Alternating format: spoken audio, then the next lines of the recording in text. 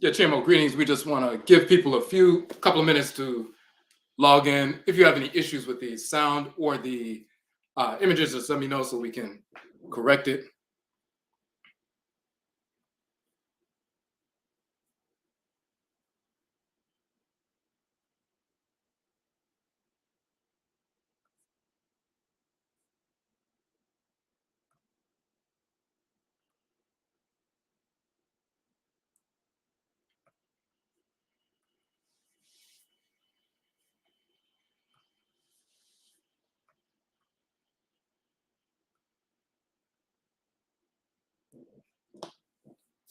And we'll just, let me see.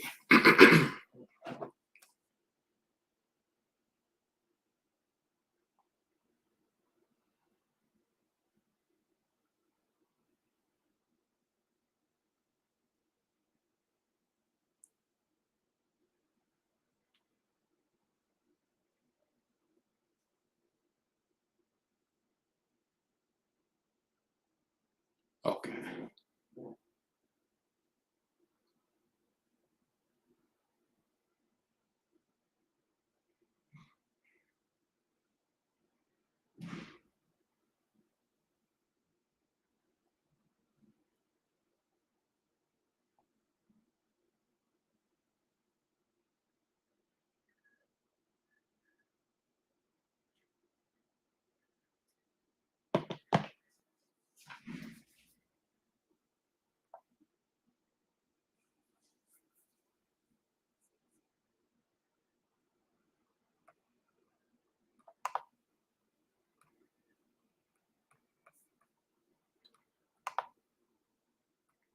Okay, we just put the link to the free book download in the chat room, so you can download it. And as with all of our 31 books, you can download that for free.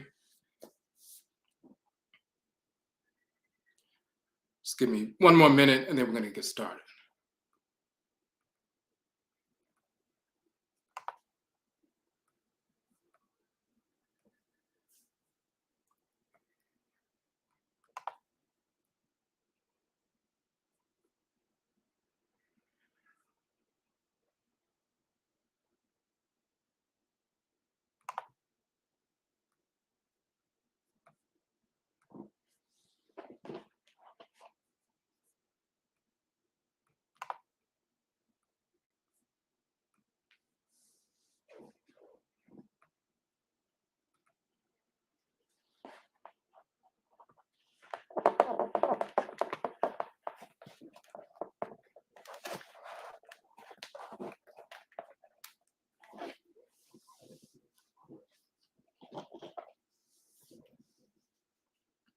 Okay, so Yachimo, greetings, Yedase. We thank everybody for tuning in to this special live. For those who are unaware, I'm Odwirafo, Kwesi Radnehmbata Akan, Odwirafo of Akwamuman, Amaruka, Itivimudi Akwamu Nation in North America, within Ojiraman, the purified nation, Afurakani, Afuraitkaitnut people, African Black people in the Western Hemisphere. So tonight we want to go through one of the books I've published. I published 31 books to date. As we just mentioned, all 31 books that I've published to date, and we do have some more books coming out this year, but all 31 books, the ebook versions are free downloads from our website. This is one of the most important publications that we put out, KAMIT HENA NTORO, the Black Nation and Divinity. The book is comprised of 2 different research articles that we published. As you can see with the title, Akwamu Jamain and the origin and meaning of the name Kemet. And then you see Ntoro, origin and meaning of the term Ntoro, misnomer netter, deity, as defined in ancient Kemet, and Akan culture.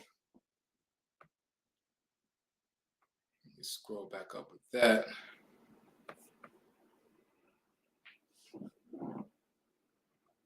Okay, so one of the reasons why we put published these 2 documents, combined them in the form of a book, we're showing our cultural continuity.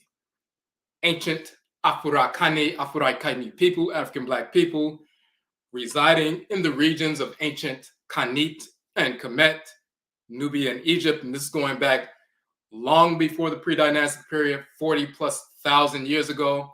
Some of our people migrated away a few thousand years ago, reestablished themselves in the western part of the continent, the southern part of the continent, central, as well as east and north and so forth, continue to practice the same ancestral religion, continue to worship the same divinities, still being possessed by, through spirit possession, spirit communication, the same deities, still speaking the same derivative language, genetically related, and therefore we have the same terms in the Akan language, for example, that you have in ancient Khanit and Kemet. You have the same deities, the same goddesses and gods, the Abosom, the Ntoro, with the same functions in creation, the same names and so forth in the Akan culture as you have in ancient Khanit and Kemet. And you still have this ritual practice being possessed by these same deities that animate the different features of creation and so forth, even when some of us were taken from the region of West Afuraka, Afuraitkait, Africa, and forced into the Western Hemisphere during what we call the Musuo Kessie, the Great Perversity, the enslavement era. And we ended up in North America, and those who are Akan people with Akan culture and Akan ancestral religion, we preserve that Akan religion in the form of hoodoo, which is the Akan term undu, meaning medicine from roots, trees, plant life. It also means to become heavy with the spirit through spirit possession and spirit communication, undu. Undu also means to feel a presentiment or foreboding of what's unfolding in the spirit realm in the context of divination. So this is why Akan people in North America continued Akan ancestral religion under the title, the Akan title, undu, later to be pronounced hoodoo.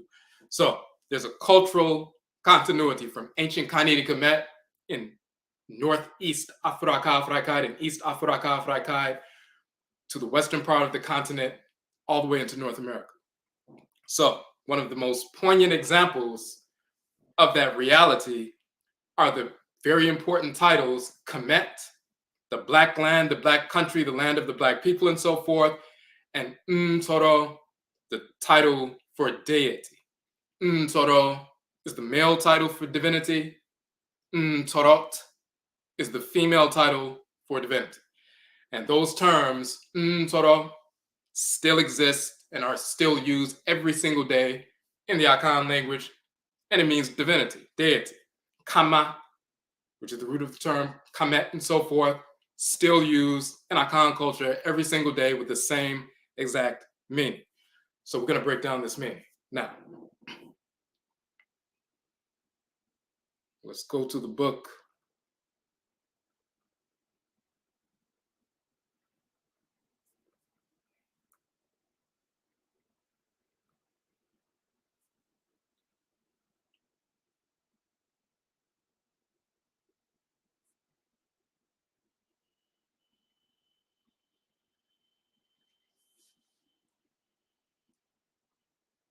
Okay, so we're going to go through the first. So once again, it's 2 separate research articles combined into one volume. The first one is Akwamu Jamain and the origin and meaning of the name Kemet.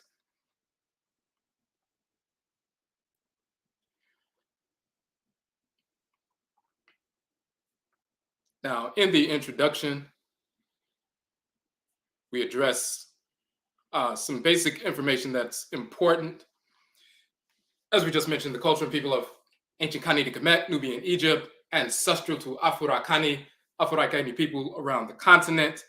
So when we talk about archaeological data and genetic data, when properly assessed, is borne out the direct material and genetic link of contemporary Afurakanu, Afuraitkaitnut Africans, inclusive of those on the continent and those who migrated or were forced to migrate, of course, our people and so forth. There's, that cultural continuity. What is referred to, and this is important, one of the reasons we published this text, what is referred to as anthropological data is the third leg of a three-legged stool, including archaeological data and biological data. Now, of course, the archaeological data, the material artifacts, digging up temples and tombs and, all these various things and wares and all kinds of things and so forth. Archaeological data, what you're able to grasp of the material culture itself. Biological data, of course, which has greatly been enhanced with the mapping of the human genome. When you see the various bones, skeletons, and so forth, uncovered through archaeology. And when the DNA is tested, of course, when you look at the various studies, and of course, look at studies like written by Dr. Clyde Winters and other individuals, showing that the genetic profile of the people of ancient Kemet is the same genetic profile of quote unquote sub-Saharan Afuraka, Afuraitkait Africa, or tropical Afuraka, Afuraitkait Africa, meaning, of course, what we already know through archaeology and history, true historical information, that the white Arabs who are in control of Kemet, so-called Egypt today, are recent invaders, of course. Just like white Dutch individuals in South Afuraka, Afuraitkai, who were in control for a while, the so-called Afrikaners, but the Dutch, obviously they are not the original people, they are invaders. And of course, we had to, force them out of rulership. But the white Arabs, of course, are recent invaders. They're pretending like they're descendant of the ancient Egyptians and so forth, and they're the real thing. Of course, they're criminal invaders. The original people still exist, still live there. We're going to show a couple of videos of that when we visited Kemet and so forth. When you go to the southern part in Aswan and further into Khanit, Nubia and so forth, you will see the original descendants of the original founders and foundresses of civilization. Those who remained in that region still exist in that region today. So biological data, of course, bears that out and proves that. It proves what the archaeological data has been putting forward, over time. Now, what we say, the anthropological data is the third leg of a three-legged stool: archaeological, biological, anthropological. And that allows us to properly identify ourselves through time wherever we have existed in the world. Here's the key, however. Anthropological data, inclusive of the study of language, family organization, cultural and ritual customs, and more, is only revealing when a firm knowledge of the cosmology is attained. If you don't understand cosmology, the ancestral religion bursts that cosmology, because when we interface with the actual forces that animate the oceans, rivers, atmosphere, core of Earth, black substance of space, planets, suns, moons, stars, and so forth, when we become possessed by the forces in nature that regulate order and creation, and their spirits are moving through us, and then we can take that organizational set of principles that they use to organize creation, and we replicate that in the organization of our family structures, our village life, our medical practices, everything that we engage in. Now we understand the cosmology. What is the nature of the relationship of the forces in creation? When you talk about cosmological stories, that is a reflection of our direct interaction with the forces in nature as they possess us, operate through our bodies within our community. We adhere to that energy. We utilize that energy to restructure our lives and replenish that order within our communities and so forth. And we have a living cosmology. When you understand the cosmology, then you can understand the culture. You understand the culture, you can understand the reason why the language is structured in a certain fashion and so forth. Anthropological studies are meaningless if you do not understand the cosmology, and you can't understand the cosmology unless you have a direct experiential knowledge of direct interfacing with the forces in nature. And of course, the Nanonoman Samafo, the spiritually cultivated ancestresses and ancestors who founded the culture and who still communicate with us through spirit communication, spirit possession, divination, and so forth. So we have access to those who founded ancient Khanit and Kemet, Nubia and Egypt. They are in our blood circles. They return through reincarnation into the world through us. We have direct communication with them. They inform us about the cosmology. Then they direct us to physical evidence, physical proof of what they show us spiritually. So they don't just share something spiritually and not give a physical, tangible proof of what they've shown us spiritually. So this is what we're talking about in this introduction. Now, that's what we're saying in this section. So that lived experience of fusion with the spirit forces of divine order allow us to express this order through the relating of cosmology. Now, so we can, when we practice ancestral religion, as we say, we can properly translate the thoughts and formulations of our ancestresses and ancestors, and of course the divinities as well. Now,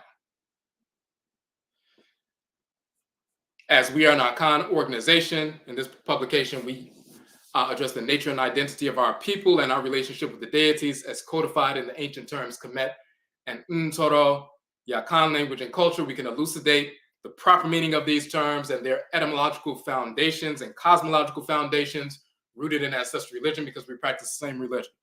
And it's not only the Akan people who can do that, of course, Afurakani, Afuraitkaitnut people across the continent, and of course, those of us forced into the Western Hemisphere. As long as we're practicing ancestral religion, we're communicating with the same ancestresses and ancestors, being possessed by and communicating with the same divinities. The same sun that shone on our people thousands of years ago is the same sun that shines on us now. The same moon and that we interfaced with thousands of years ago is the same moon that we interface with now. The same planets that they interface with and the energy emanating from those planets, the same ones that we face now. The same atmosphere, the same earth mother, the same oceans and fire and water, earth and air and so forth, the same features of creation that they interfaced with thousands of years ago, the same physical aspects of creation we interface with now. The spiritual forces that animate the sun, that possess them then, are the very same spiritual forces that animate the sun right now, that possess us now, male and female divinities. The same spiritual forces that animate the earth mother and the inner core of earth and the mantle and lower mantle and crust and so forth, and the atmosphere and the black soil and red soil and river waters and rain waters and the storms and so forth. The spiritual forces that animate these features of creation that were possessing our people back then are the very same spiritual forces that are possessing our people today. So we have direct access to the foundation of the culture, the founders and foundresses of the culture, and the divinities that govern all of creation. It has been unbroken and it still exists in our blood circles now, only for Afurakani, Afuraitkaitnut people, African Black people. No non-Black people have ever been able to and never will be able to communicate with, be possessed by the spirits that animate creation. It is not in their spirit genetic blood circle to do so. Now, so this is what we're saying in this portion of the introduction.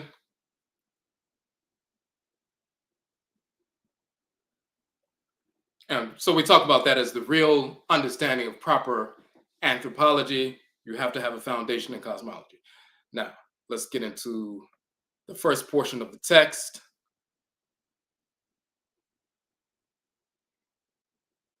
Now, I was talking about Akwamu Jaman and the origin and meaning of the name Kemet. Now, when we look at the term Kemet,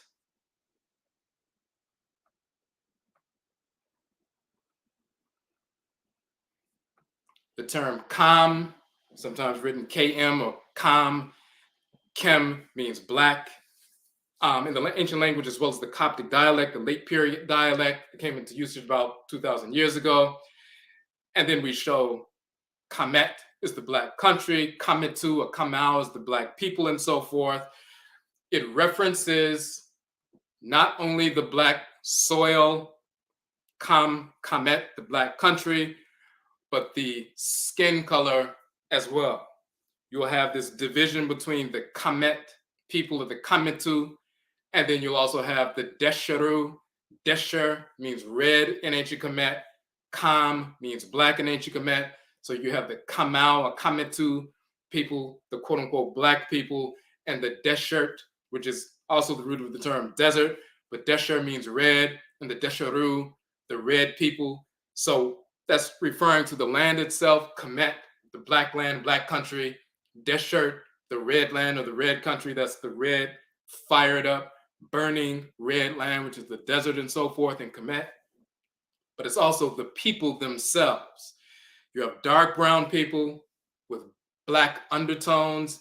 You have dark brown people with red undertones. You have deities whose sacred color is black.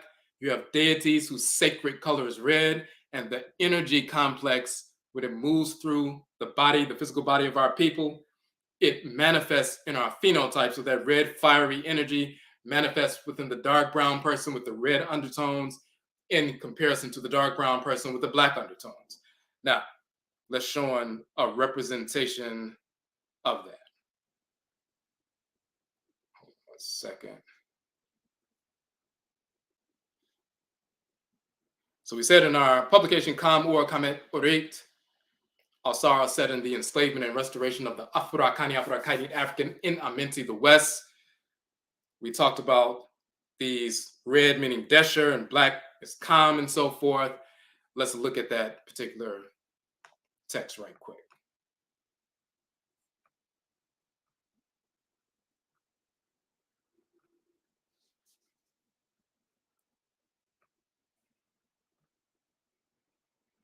So this is an article that we published a while back. We're showing the relationship between the story of Alsara set in Ru, the death and resurrection of Kam Ur, which is a title of Alsar, the great Ur, black individual, Kam Ur, the great black one. Alsar is very often shown with black skin and so forth. It has to do with fertility, but it also has to do with the black Kam nation and so forth. So when Alsara is killed and thrown into a coffin and thrown into the water and captured by Set and his, followers and so forth, body is carved up and scattered. Then Set comes along with Tahuti and Heru and so forth. They pull the pieces of the body back together. That's this, throwing the great black nation into a great coffin, as you can see, with the ships of enslavement, and the great black one, the great black nation, thrown into a coffin, thrown into the water, captured by, the spirits of disorder, separated, scattered, but eventually being pulled back together as a black nation and so forth. So we talk about that in that particular article, showing the cosmology as it relates to our people in the Western Hemisphere. But the portion that we want to touch on is here. So you see a Maasai woman here on the left, and you see a Serer sister on the right. And the Maasai people living in, East Afuraka, Afuraitkait, anthropologists often, go and do videos with them and so forth, and you've seen them. So of course she's an Afuraitkaitnit woman, an African black woman. But the difference is she's a dark brown woman with red undertones. And when you see the Maasai and the Tukolora, some other individuals, they're dark brown people with red undertones. But then when you see the Serer, she's a dark brown woman with black undertones. So you have the Desheru, the quote unquote red people, the Kamau, the black people. Even in the Akan culture, for example, amongst the Oyoko, Abusia, the Oyoko, Matra clan, and so forth. In the Asante region, there are two divisions of the Oyoko Matra clan group. You have the Oyoko Tum and the Oyoko Kaw. Tum means black, Kaw means red. These are people from the same matriclan, the same matrilineal group.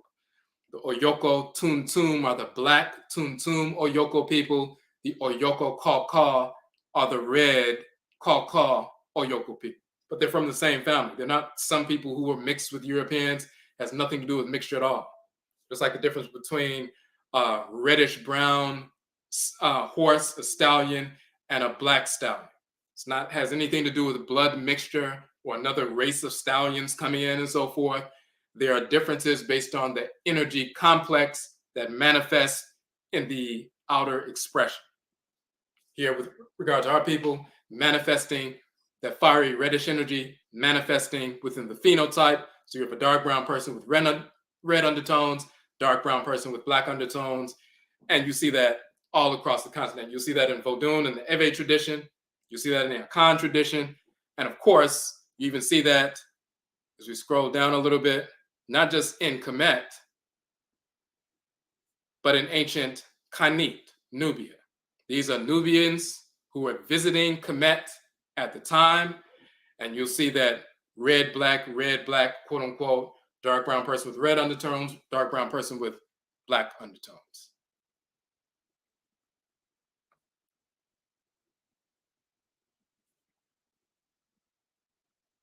And you'll see the interplay between the quote unquote, when they talk about red, that includes, different gradients and so forth. So it goes from not just red like stop sign red, but also brownish, reddish brown, chestnut brown, that kind of thing. That's all included in the title. For example, in the Akan language, Kaka or Ka-Beni and so forth, that is all inclusive in that particular title.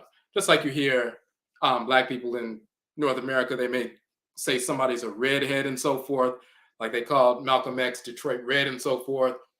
His hair wasn't fire red like a stop sign. It was, brownish, reddish brown and so forth. So we would call that red. That's a holdover from our understanding of the cosmology and so forth.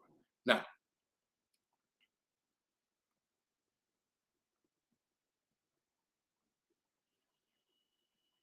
so let's switch back over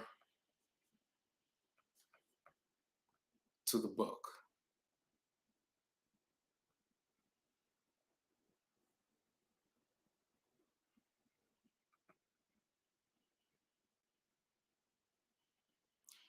Okay, so that's what we were explaining in that particular piece. But when we look at the term Kemet and how it's spelled in the Medutu, in the hieroglyphs, what we're going to find is that the term Kam is the Medut is, or the hieroglyph, the Medut is the term, hieroglyph, the symbol of the burning, flaming piece of charcoal represents Kam. And then you also have another representation, the crocodile's tail or paw, also representing the term Kam and so forth. They define the blackness of the soil and the nature of the deity who animates the black soil. They also define the nature of the country itself and its development topographically and politically. So, but the same thing we can prove in the Akan culture. So let's first look.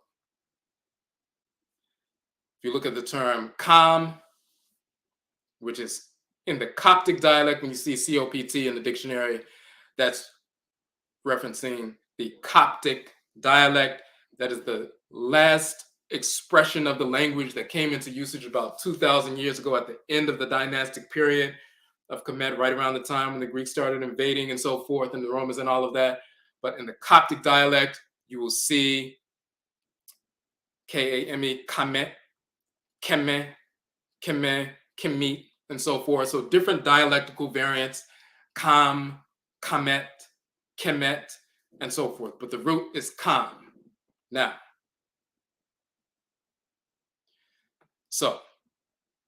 when we talk about Akan people, over 20 million, right now probably about 26 million Akan people between Ghana and Ivory Coast.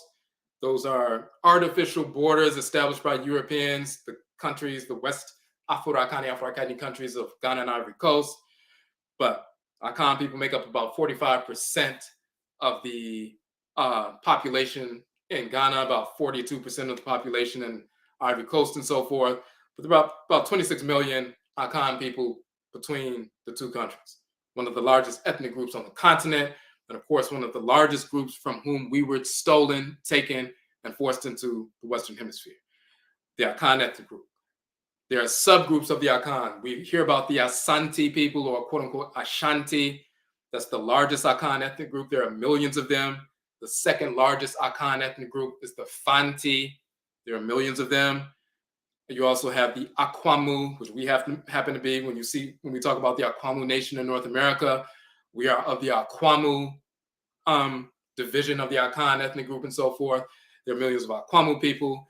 You have a number of different Akan people in Ghana, but of course you also have a number of Akan people, millions of them, in Ivory Coast.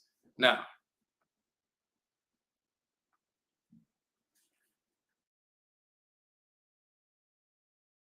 we talk about the migrations and so forth. So here's the proof of the cultural continuity, and then how we can properly define the term Kemet, Kamat, and so forth.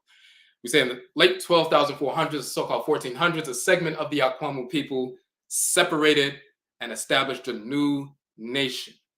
These people called themselves the Jama people, Jama Fo or Jamain Fo, and the nation, the Jama nation. So when you see the term mine or Omain, that means nation. So if you say Akan nation, you say Akan mine, which means Akan nation. If you say Asante nation, you say Asante mine, meaning the Asante nation. If you were to say Akwamu nation, you would say Akwamu mine, the Akwamu nation, and so forth. But you also have the plural for a group of people. It's Fo, F-O in Akan. So Akan Fo is like saying Akan folks, but the suffix denoting plurality is Fo. So Akan Fo means Akan people. Akani means an Akan individual. Asante Fo is the group of people, Fo, who are Asante, Asante people. Akwamu Fo is the Akwamu people. Akwamu mine is the Akwamu nation as a political entity. Asante Fo is the Asante people. Asante mine is the Asante nation as a political group. So that's what we're saying there. So the Jam or Jama people, you have Akwamu people. They're doing their own thing. The Akwamu Empire, and a segment of the Akwamu people separated from the larger group, and they became known as the Jama people or Jama Fo, the Jama people, and later forming a nation as the Jama Mine or Jamain, the Jama nation. Now, and everybody in Ghana knows who the Jamain people are. Now, that was in the so-called 1400s. Now, the name Jama amongst the two branches. So you have, when you look at Ghana and Ivory Coast, of course, those borders didn't exist before the so-called 1800s. You had the Berlin Conference in 1885, and the European, so-called European powers and so forth started carving up the continent. You'll see Cote d'Ivoire or Ivory Coast has a French title because the French colonized that region. The British colonized Ghana. And so, Ghana was known as the Gold Coast at the time. And the people were speaking English, just like the people in Ivory Coast speak French and so forth. And you have Togo, the Germans were controlling part of Togo. So, all these different nations, there was colonization taking place in the late so-called 1800s into the early 1900s, until we started breaking free and having the independence movements, which Ghana got its independence in 1957. They often say Ghana was the first nation, but actually a few years before that, 1952, Sudan was the first to break free and become independent. Ancient Nubia, ancient Khanit was the first in 1952, and a few years later, Ghana became independent. But when you have Ghana and Ivory Coast, when you have northwest Ghana and northeast Ivory Coast, that's where the borders are. That's around the area where some people from the Akwamu nation broke away, separated. They crossed over from the region which is now Ghana, which was controlled by the British later in the late 1800s, early 1900s. They call it, the British colony and so forth of the Gold Coast. And then some migrated over into what is now Ivory Coast. So you have the Gold Coast, controlled by the British, Ivory Coast, controlled by the French. And now the Gold Coast, they stopped saying Gold Coast, now it's the Republic of Ghana. And they still say Ivory Coast or Cote d'Ivoire for, the Ivory Coast. But some of our people migrated to the other region. So you have some Jama people who they remained in the region of what is now the Republic of Ghana. But then you have some who live in the region of Ivory Coast. And that's still true today. They were split up. So we say because of the artificial borders imposed upon the region by the whites and their offspring in the so-called 1800s, the traditional territory of the Jama people was divided between Ghana and Ivory Coast. We thus have Jama people in northwest Ghana and Jama people in northeast Ivory Coast.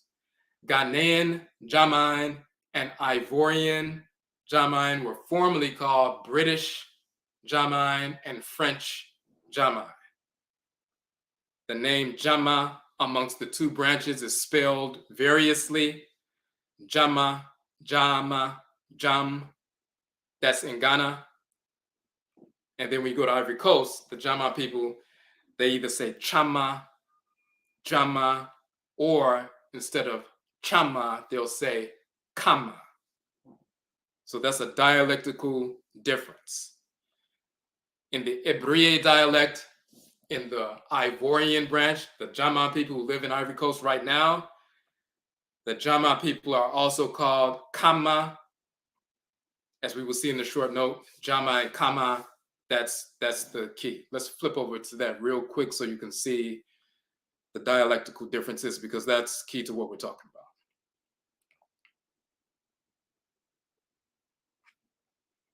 So we just said the Ebriye people. So people typically see a lot more information about Ghana because a lot of our people have traveled to Ghana. A lot of quote unquote African Americans traveled to Ghana, and even a lot of celebrities, and they invited them, and you see them taking a lot of pictures when they go to West Afuraka, Afuraitkait, they go to Ghana. But right next to Ghana is Ivory Coast. So, and the Ebriye people are in Ivory Coast. So, Ebriye people, the famous Cote d'Ivoire, which is Ivory Coast, Akan sub-tribe that founded the city of Abidjan. So it says the Ebriye, and then you see in parentheses the different dialectical variants of the way they say their name. Kama, Chama, Chamai, Sama, Chiama, and so forth. So they have different dialectical variants of the way they pronounce Chama or Kama, and that's very important. Now, so there are people, matriarchal, Poto-speaking Lagoon Akan people, living around the lagoons and so forth, living in the Abidjan region of Cote d'Ivoire and some parts of the Ghana border. And let's just go down a little bit further. The Ebriye people are located in the Lagunes region, urban Abidjan, Dabu, sub-prefecture, Bingerville, sub-prefecture, 57 villages, including 27 in Abidjan. The Ebriye people were originally called Chamine or Akan, both of which mean the chosen ones and so forth. So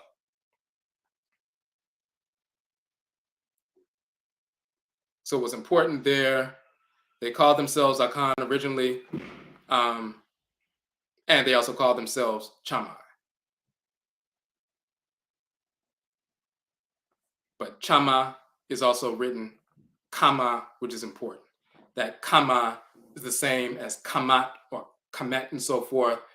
That is the same name. So we still call ourselves the exact same thing. So now let's look at how it's properly defined etymologically and cosmologically amongst the Akan and the people of ancient Kemet, and you'll see it's the exact same thing. It's a living culture. Now we show some linguistic information just to show there are different dialectical variants of the way we pronounce certain things, like the term for woman is oba amongst the Asante, but they'll say obea amongst the Akwamu and so forth. So you have that suffix is also used to feminize a noun and so forth. So you have the term. Well, let's go down a little bit because we can touch on that a little bit later. We talked about awudara, which is an honorific title for a woman, a higher level, higher societal office in Akan culture. Awudara, that's in the Asante dialect, but instead of awudara, it becomes wuraba in the Fanti dialect. So instead of it's ba. That's just a dialectical variant. You have and just like in Asante, you have someone born on a Friday, afua. A woman born on a Friday is afua. In Fanti, they say efua. If a woman is born on Wednesday, a child of the deity Akua, they're called Akua in Asante. In Fanti, they'll say Ekua. Here you have Awura'a, an honorific title of a woman. In the Fanti, they say Ewura'ba. Instead of Ewura'a, they say Ewura'ba. So ba and wa are dialectical variants, just like a and e. So we show some of that because when you go a little bit further, you'll see the relevance of it. The KY combination and GY combination in the Akan language is the cha and ja, but sometimes the cha is also pronounced ka. As it says right here, the KY, which is the cha sound like a CH, very often in English, the cha sound occurs before palatal vowels. But then when you get to in the Asante, the Y is sounded less distinctly, especially before R. An example, the term Kyere, the Fanti would say chere, chere, but the Asante would pronounce it kere, more harshly with a K. So it'll go from cha to ka. Chere, Kyere, kere, Kere. That's the difference also between kama and chama. We have both of them in our languages. Now, we also have the term mu in Akan, which means interior, within. Akwamu, and so forth. But when you have a mu at the end of the term, when the term mu is used at the end of a phrase or name, the u is normally dropped. Thus, akwamu becomes akwam, jamu, jam, and so forth. That's a dialectical thing, and you'll see that throughout the Akan language. But mu means interior, within, and so forth. If someone comes into your house and you say, they knock on the door, call, they knock on the door and you say, bra, dine, mu, that means bra, come, dine, house, structure, mu, within. Very often, instead of saying bra, dine, mu, they'll just say bra, dime. They'll drop the u and it becomes bra, dime. The u is dropped when mu is the end of a phrase. Now, this is the reason why that's important. If you look at the term, the KH in Ancient Kemet, A, when you see this A with the line on the top, that is the forearm with the open palm. That's cha, and then the A with the line on the top is the ah sound, so that's chow, chow. And in Coptic, you'll see chow, and then the K and this little W looking symbol is the ah sound. So it's like ka is one variation, cha is another variation. Cha right here in Coptic, ka. In the ancient dialect, cha, cha. What does it mean to leave, to forsake, to cast aside, to reject, to abandon, to cast away, and so forth? That's what that word means in the language of ancient Kemet. Now we compare that with the Asante Fanti dictionary, the Akan dictionary, and what does the word G-Y-A-W, ja, jaw, jaw, to leave, quit, depart from, to part from, to forsake, to desert, abandon, relinquish, to leave. to depart this life and so forth. So it's leaving, abandoning, rejecting, releasing, forsaking, Jao in the Akan language, Chao in Ancient Kemet. Same word, same meaning. So when missionaries in the mid 18 so-called 50s are sitting in the forest trying to translate, the Bible into English. So first they had to compile a dictionary. They're sitting in the forest amongst Akan people in the so-called 1850s, and they're asking them they're translating words. They see a dog run by. They say, we say dog. What do you call that? They say kramine. So the missionary writes down kramine. They see a cat walk by. We say cat. What do you say? Okra. They write that down. They see a bird, anoma. They write down anoma. So they compile this 600 plus page dictionary of the various Akan terms and so forth. So when you have people sitting in the forest in the so-called 1850s and 40s and so forth and compiling this dictionary, and then you compare that with the Medutu, the hieroglyphic dictionary, you will find thousands of words because it's the same language, same words, same meaning. That's direct proof that we're speaking the same language and also the same names of deities, as we proved. This is just one example of that. So Chao in Akan in Ancient Kemet, to leave, forsake, cast aside. Jao in Akan, to leave, to forsake, desert, abandon, and so forth. Rejecting, abandoning, the same thing. That's one variation of the word. Now you have another variation, cha, not chao, but cha, to leave, to forsake, cha. And that's the little papyrus plant right there in the reed, that's cha. And then in Akan, you have ja, to leave, forsake. So two dialectical variants of the same term. In Ancient Kemet, you have chao, to leave or forsake, and you have cha, to leave or forsake. And Akan, you have jao, to leave or forsake, and you have ja, to leave or forsake. Now, so not only do we have the same word, we even have two variations, dialectical variations in the Akan language that match the two different dialectical variations in Ancient Kemet. Just like you can have an Asante person who's Akan and a Fanti person who's Akan, and one says Afua, one says Efua. In Ancient Kemet, we're the same ethnic group, but we had dialectical differences. So one would say Chow, one would say Cha, talking about the same word. Now, and we mentioned the different Medutu, the hieroglyphs there. Then we go a little bit further. You have the KH symbol, once again, the Cha sound. That's this little placenta symbol. And then the little loaf of bread, the half circle, is the T.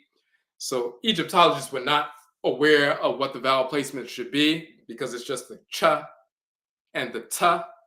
So whenever they didn't know what the vowel placement would be, back in early days of Egyptology, they would stick an E in between the consonants as a placeholder until they could figure out what should the vowel be. Is it A, E, I, or U? They didn't know, so they just stick an E in between until they could figure it out. So he put Chet because all it was the ch sound and the T sound. But there was no symbol for the vowel in this spelling. They didn't know what the vowel placement was, so they arbitrarily would stick an E. That was just a convention. We can show what the actual thing means. What is the real vowel placement? What does it mean? Chet, fire, flame, heat, to burn, burning incense, and so forth. And Akan, cha, ja, means fire. So the actual vowel placement should be an A. That cha means fire. In Akan, or ja means fire. And of course, chati, a fire spitting serpent and so forth. There we go. Same word, same meaning. Now we get to the key. Cham, burning hot. In Akan, jam reduplicated. Jam is a contraction of the word ja, which means fire. And we just said that mu means within. Ja, mu means within mu, the fire. Ja, jamu. And what do we say about when mu is at the end of a word, just like akwamu, we would say akwam.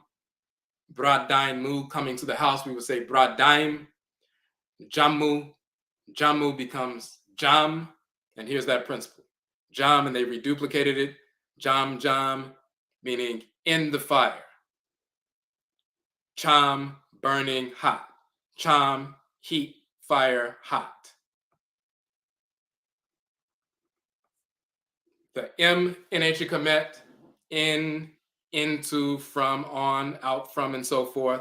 That is in Akan, that's emu, emu, the interior, the inner or middle part, any part, point within, and so forth, the inner parts.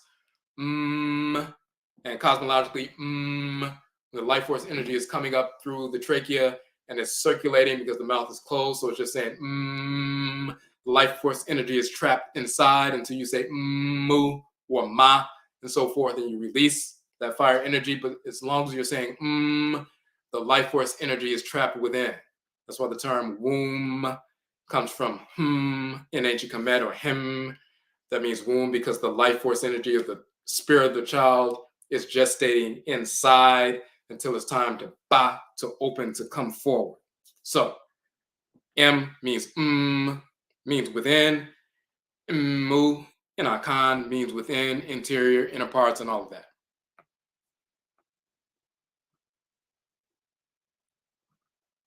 You have another variation, kem or chem, to be hot, to be dry, and then ojem, which is ojemu, which is the same as ojamu, just a dialectical variant. Jamu and Jemu is the same word, just like Afua and Efu is the same name. Jem, in or into the fire. Now, we note, by the way, that the KH symbol, which is this little placenta symbol, it can be a ka or it can be a cha. And Coptic proves that this little X is the cha sound, and then the K is the ka sound. So it can be ka, kem, or it can be chem. Just like we have in Akan, che or ke. We just showed that. Now it applies to the word kam, kame, to be black. Kam with two M's, to be black. And this is the symbol. This symbol right here, where they just redrew the symbol, is a burning piece of charcoal, flaming, burning piece of charcoal.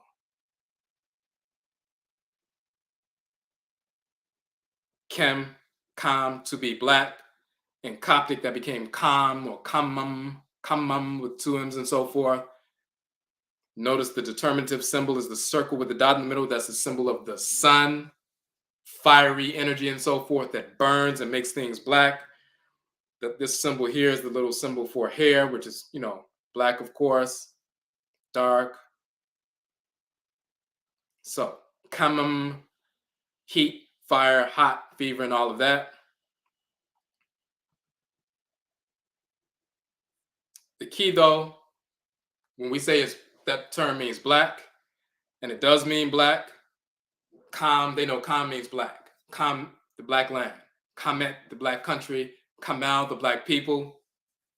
But when you look at the cosmology, why does Kam mean black? We know that that word is defined as black, but why does it mean black? Why do those symbols and those sounds combined together mean black? When you look at the cosmology as shown in the language of the Akan people, as well as Ancient Kemet, you can understand why doesn't Susu mean black or Nini mean black? Why does it have to be Kam? Why does those sound vibrations mean black? It's because it's the cha, fire, or ka, fire, mu, within. And when you have the chamu or cham or kam, the fire, cha, within, when the fire is burning within like coals, it makes the thing that is the result of that blackened up. So the symbol itself is, you see these flames flickering. This is burning coal. When coal burns, the fire smolders within the substance. You have coals, fires burning inside. Jamu, the fire within. It burns within the substance in the same fashion as food is cooking and then burning. The fire is within. The substance thus becomes black or blackened because of the burning. This is shown in Akan language for the term Ja. Not only references fire, we just saw that Ja references fire.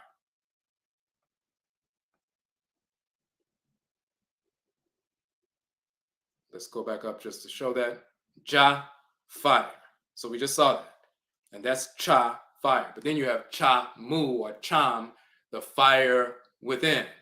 And that's Kam or Cham in ancient, meaning the fire within. The burning hot because the fire, Cha, is inside. Cham, Cham, fire within, hotly, and all of that. Now, but another meaning of Ja in Akan is the very symbol.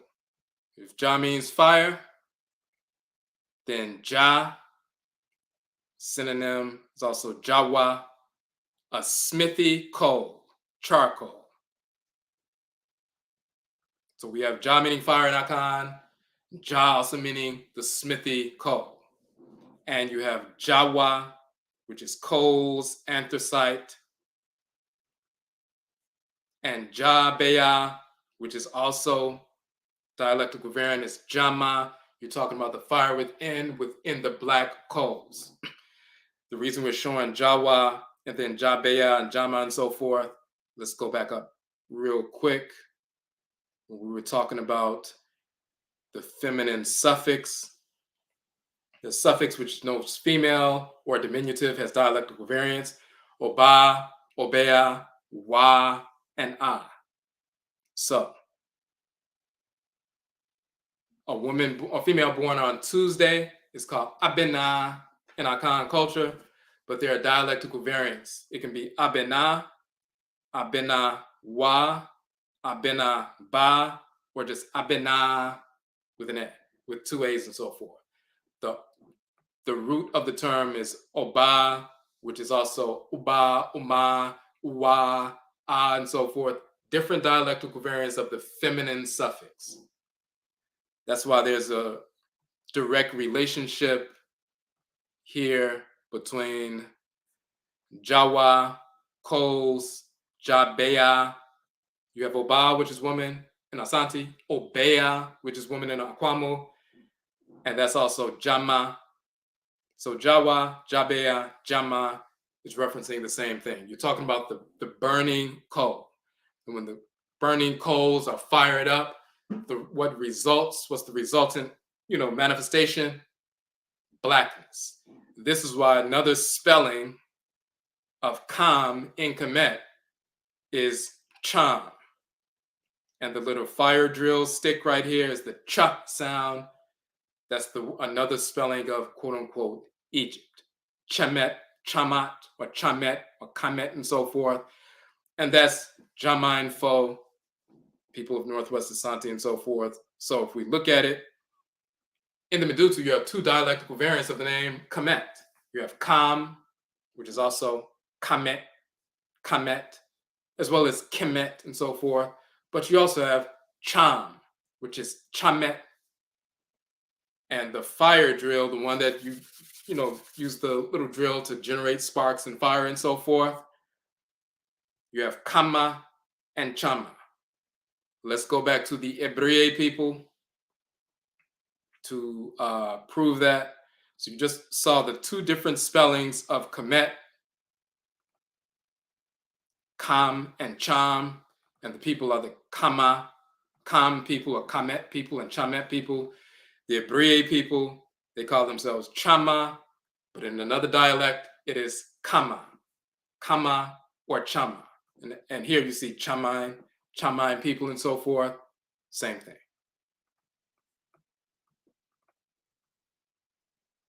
Now we go through that information to prove that we are the exact same people. The same story of people living in ancient Nubia, separating from ancient Nubia or Nubit, or the Khan land, Khanit, the land of the first land, foremost land of the beginning, and so forth, the front land and so forth. The land of Nubia is called the Khan, first, foremost, land of the beginning and so forth. And some people separated from the original Khan group and migrated away and came known as the Kama people or the Chama people. Well, the Akan ethnic group, and in fact, let's just pull this up real quick.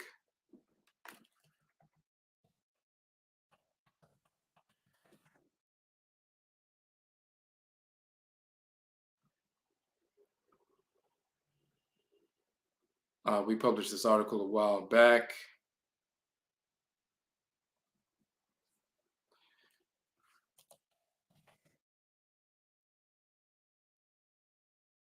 All right, just so you can see the full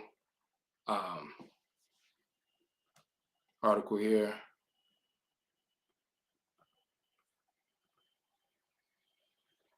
Okay, we published this article, Akan, the people of Khanit. Once again, these are Nubians who were visiting the Nubitu, the Khanit people, visiting Kemet at the time. The tomb of Hui, 18th dynasty, 3,300 years ago. The red, black, as you see. What we're showing is that in the Akan language, the word Kan means first or foremost, also means to count, to calculate, or reckon.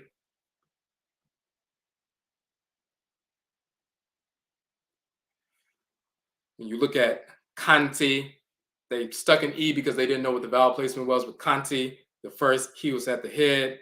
Khan, the front land, the south. Then you see Kantiu, dwellers in the south, the Nubians.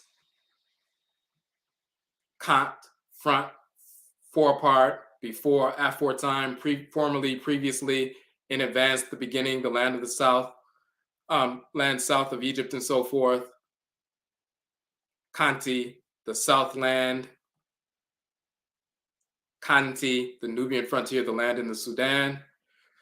And then you also have, instead of thenu, this tethered rope is actually the ka sound. So it's kanu, to count, to reckon.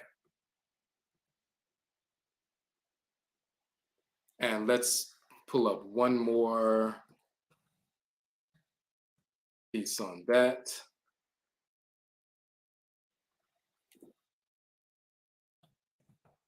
Another publication that we put forward.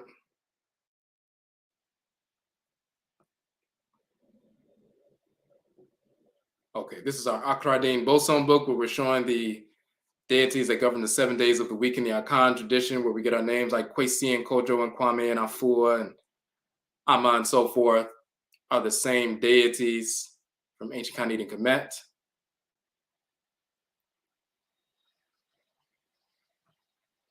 Hold on 1 second. Let me put this out. Okay, we got to do volume 2.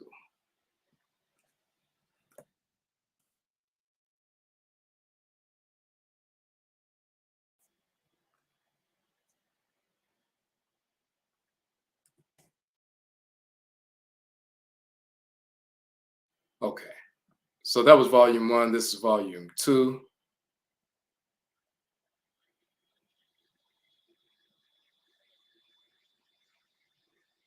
I'm trying to see. I think I put that information in the first.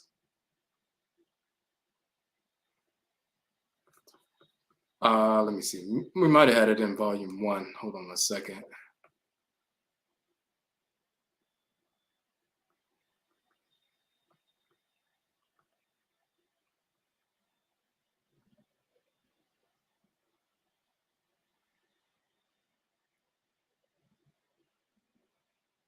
I just want to show you the Medutu associated with that. That's what I'm looking for right now.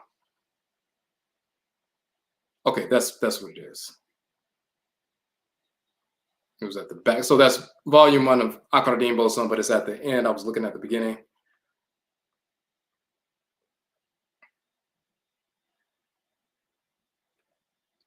Okay, so just to prove that from the Akan dictionary, Akan, the people, Akani, an individual, Akanfo, the group of people. A kind, first, foremost, former place, former rank or time, formerly, previously, to be first, foremost, from the beginning. Kan, to count, number, or reckon. Kan, clear, bright, luminous, and so forth. So when Akan people say, why do you call yourselves Akan? They say Akan. The root Akan means the first, foremost, from the beginning, from the previous time, former, previously, and so forth. Kan also means to count, calculate, or reckon, the first to engage in measurement and using those patterns to reestablish order and the establishment of civilization. Kan also means shining light, luminous, the first to receive the light of civilization, but also the first to be possessed by the spirits of the divinities, become illuminated and so forth, with wisdom and all that. These are the definitions that define Akan people. Now, if you have first and foremost to count, calculate, or reckon, and luminous, when you look in ancient Khanit and Kamit, first, foremost, former, place, rank, or time. Look in the hieroglyphic dictionary in the front, in the forepart, before, after time, formerly, previously, in advance, the beginning, the land of the south. Kantiu, the Kanti or Akani people, dwellers in the south, the Nubians. Kan, land of the south. Kanutiu, the inland, interior. Kanti, the Nubian frontier. So the Akani people are the Kanti people, the Nubians. Kan, to count, number, or reckon. This term, thenu, once again, the tethered rope. In Coptic is the ka sound. That's the symbol for the ka sound. So that's kanu, to count, to reckon, just like in the Akan language, to count, to reckon. And then that tethered rope, once again, it's not tehenu, it's kahnu. The Libyans, those Nubians who lived west of Kemet and where Libya is now, that land was called Kanu. So you have Nubia, quote unquote Nubia, south of Kemet. That's the Kanti land. And then you have the Western Nubians, so-called C group Nubians by archaeologists. The ones west of Kemet are the Western Nubians. They're called the Kanu. Today, they're called Libyans. And there's still Black people in Libya, even though the Arabs are, in control. But the Western Nubians were the Kanu. The Southern Nubians were the Kanti, calling themselves the same thing. And when you look at Kan, meaning clear, bright, light, luminous, shining, and so forth, it's not Thehen, but it's Kahan, to sparkle, scintillate, glitter, to shine, and so forth. And you have Kahnu, the Libyans, Kani, Akan people, and so forth. So we showed that information just to prove that what we're talking about in the book, the Akan people have been calling themselves Kan, Kanu, Kantiu, and so forth from the beginning, but a small portion of the Kan people separated from the larger group and started calling themselves the Kama people or the Chama people, just as today the Ebriye call themselves, and Ebriye is a term that their neighbors called them, but they originally called themselves, as you saw, they call themselves Akan, but they also call themselves the Kama or Chama people. So we have Kam and Cham, names for Kemet, same name, same people, and so forth. Here you have Asar with black skin, you have Asar with green skin. Has to do with the black soil and fertility and so forth. We talked about the divinity, energy operating within the people and so forth, generating that dark brown individual with black undertones.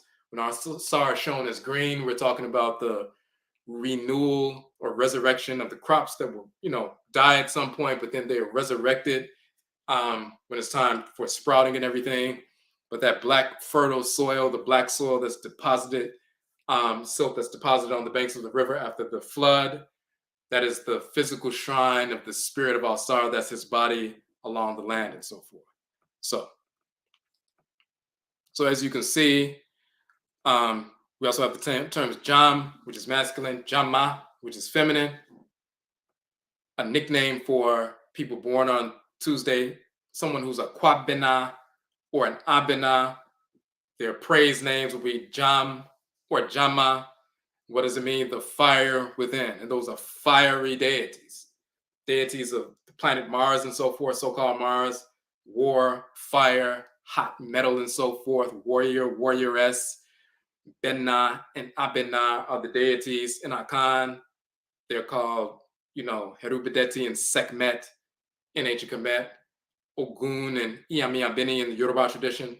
But the praise names of these fire divinities is Jam for the masculine, Jama for the feminine. So if a male is born on Tuesday, he's called Kwabena, just like a male born on Sunday is Kwesi, like myself, but a male born on Tuesday is Kwabena. So if you hear somebody named Kwabena, he was born on a Tuesday or the day of the deity Bena. So he's a Kwabena, a servant Kwa of the deity Bena. That deity governs his spiritual head. But a praise name for one of that who carries that fiery energy is Jam, the one who carries the fire, within. And for the female, Abena, she's a child of the female divinity Abena, who is Sekhmet, but her praise name is Jamma. That's the feminine version of Jam, but it's the fire within. So that is a name still used in Akan culture today. So, and we also show the term Bri, which means black or dark. Bri, blackness, but Obri, foe, a fellow of unusual power. Obi Brini, which is a black person. Ibibri foe is black people. Ibibri mine is the Black Nation, which is the term for Afuraka, Afuraitkai, and Akan culture. So we call ourselves Ibibri foe, black people. Ibibri mine, the Black Nation. Obibri ni, a black person. So when people say we don't call ourselves black, that's pure stupidity. We've always called ourselves black. Tum Tum means a black person. Tum Tum Tum means very black, and so forth. So, but Tum also means power. So we associate blackness with power. And then we also show, these are Jamine, Nananom, Jamine, royals, chief elders, and so forth. The Jama people, the same Jama people who are also called Kama people. We still call ourselves the people of Kama, so-called Kamet and so forth. We still have kings and queen mothers and still call ourselves the same thing. Now, and the final part of this text, we're just showing that the term, when you look at the crocodile's tail and so forth, the term Akam, meaning shield, is Achim, meaning shield, which is also Akim, meaning shield and Akan and so forth. And then when you look at the determinative symbol of the black or brown skin of the animal, you'll see that's why they still use that terminology. The term Kam, meaning vine, Anjamo, Ma, meaning a thick climbing plant. We still have those. So all the different terms that are associated with Kam meaning shield in ancient Kemet, Kam means shield in Akan.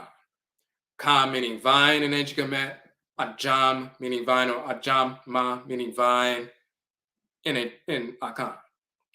Kam meaning the fire within, and the resulting manifestation is blackness because the fire is within.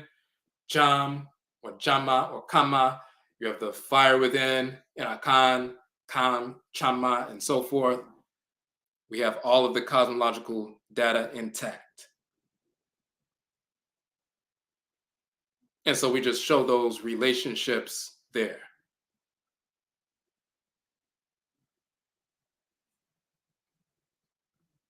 And when they talk about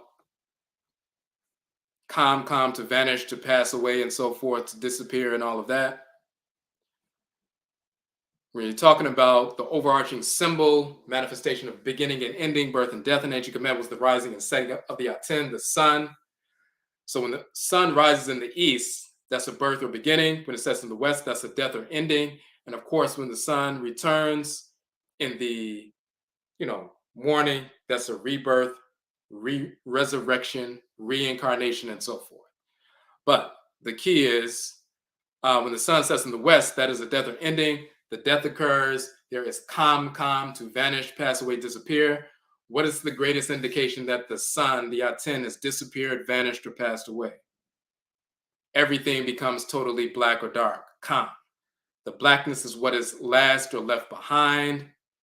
When the sun fire expires, goes within, and so forth. So when the sun goes down, then the solar disk penetrates the earth and it fires up the earth in the underworld and so forth. The earth becomes blackened when the sun first penetrated the earth and blackened the earth and made it black soil.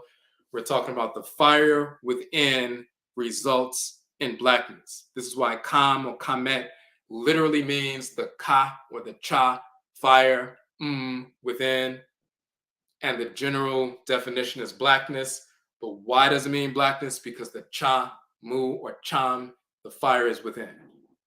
Now,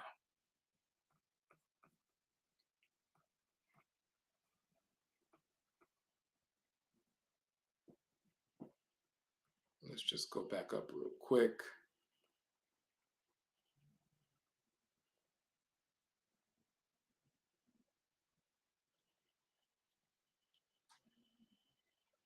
So when we talk about the Cham and the people of Cham, the Cham people, or the Chama people, the people of ancient Kemet, that's the Jama people or Kama people today. Unbroken, Kam and Cham. So now we've proven where the term Kam or Kamet comes from, and it's still used every single day in Akan language. We know the cosmology, the pronunciations, and so forth. And there are deities who have that name and so forth because we know who these deities are. And these are praise names and honorific titles. We just show one of them with Bina and Abina, the names Jam and Jama and so forth, meaning the fire within. It's all incorporated. We all have it incorporated in the cosmology. Now we're going to flip to the second part of the book, defining the term Ntoro, deity.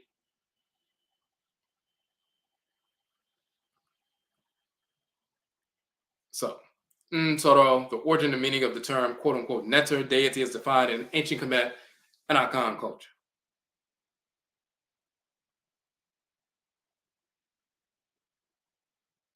Now, first, before we get to that, I want to see if we make sure we don't have any questions in the chat room and so forth. Okay, Michiamo, Brother Jahi, Nana, Asedio, Amani, Lola, okay. Okay, Irase.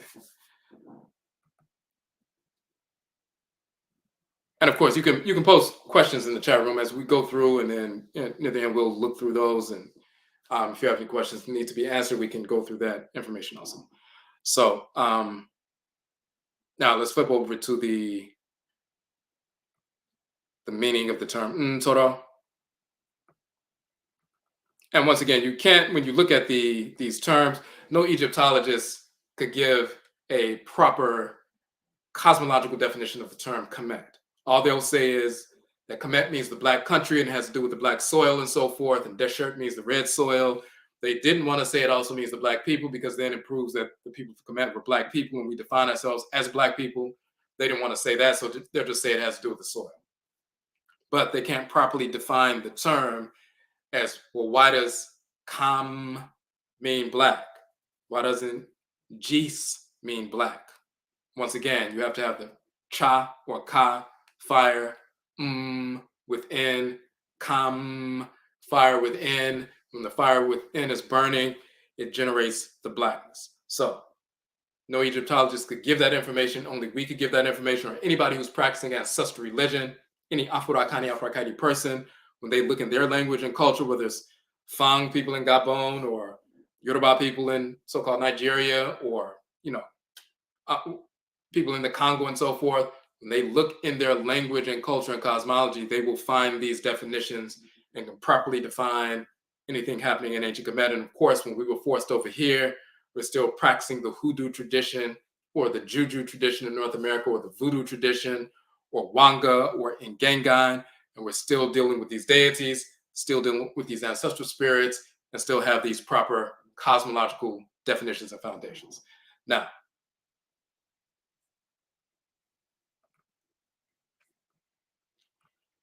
and it's a very similar thing with regard to the term Ntoro. And once again, you can download the book for free. So this will just help you when you read the book.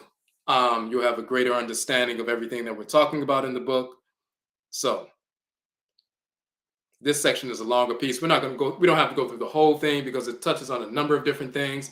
We just want to prove that the term Ntoro, that many people would say netter or neter and so forth, but Ntoro is the same term in Akan culture today that it's been in ancient Khanit and Kamit.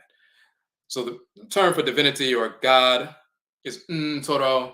The term for divinity, female divinity or goddess is Ntorot.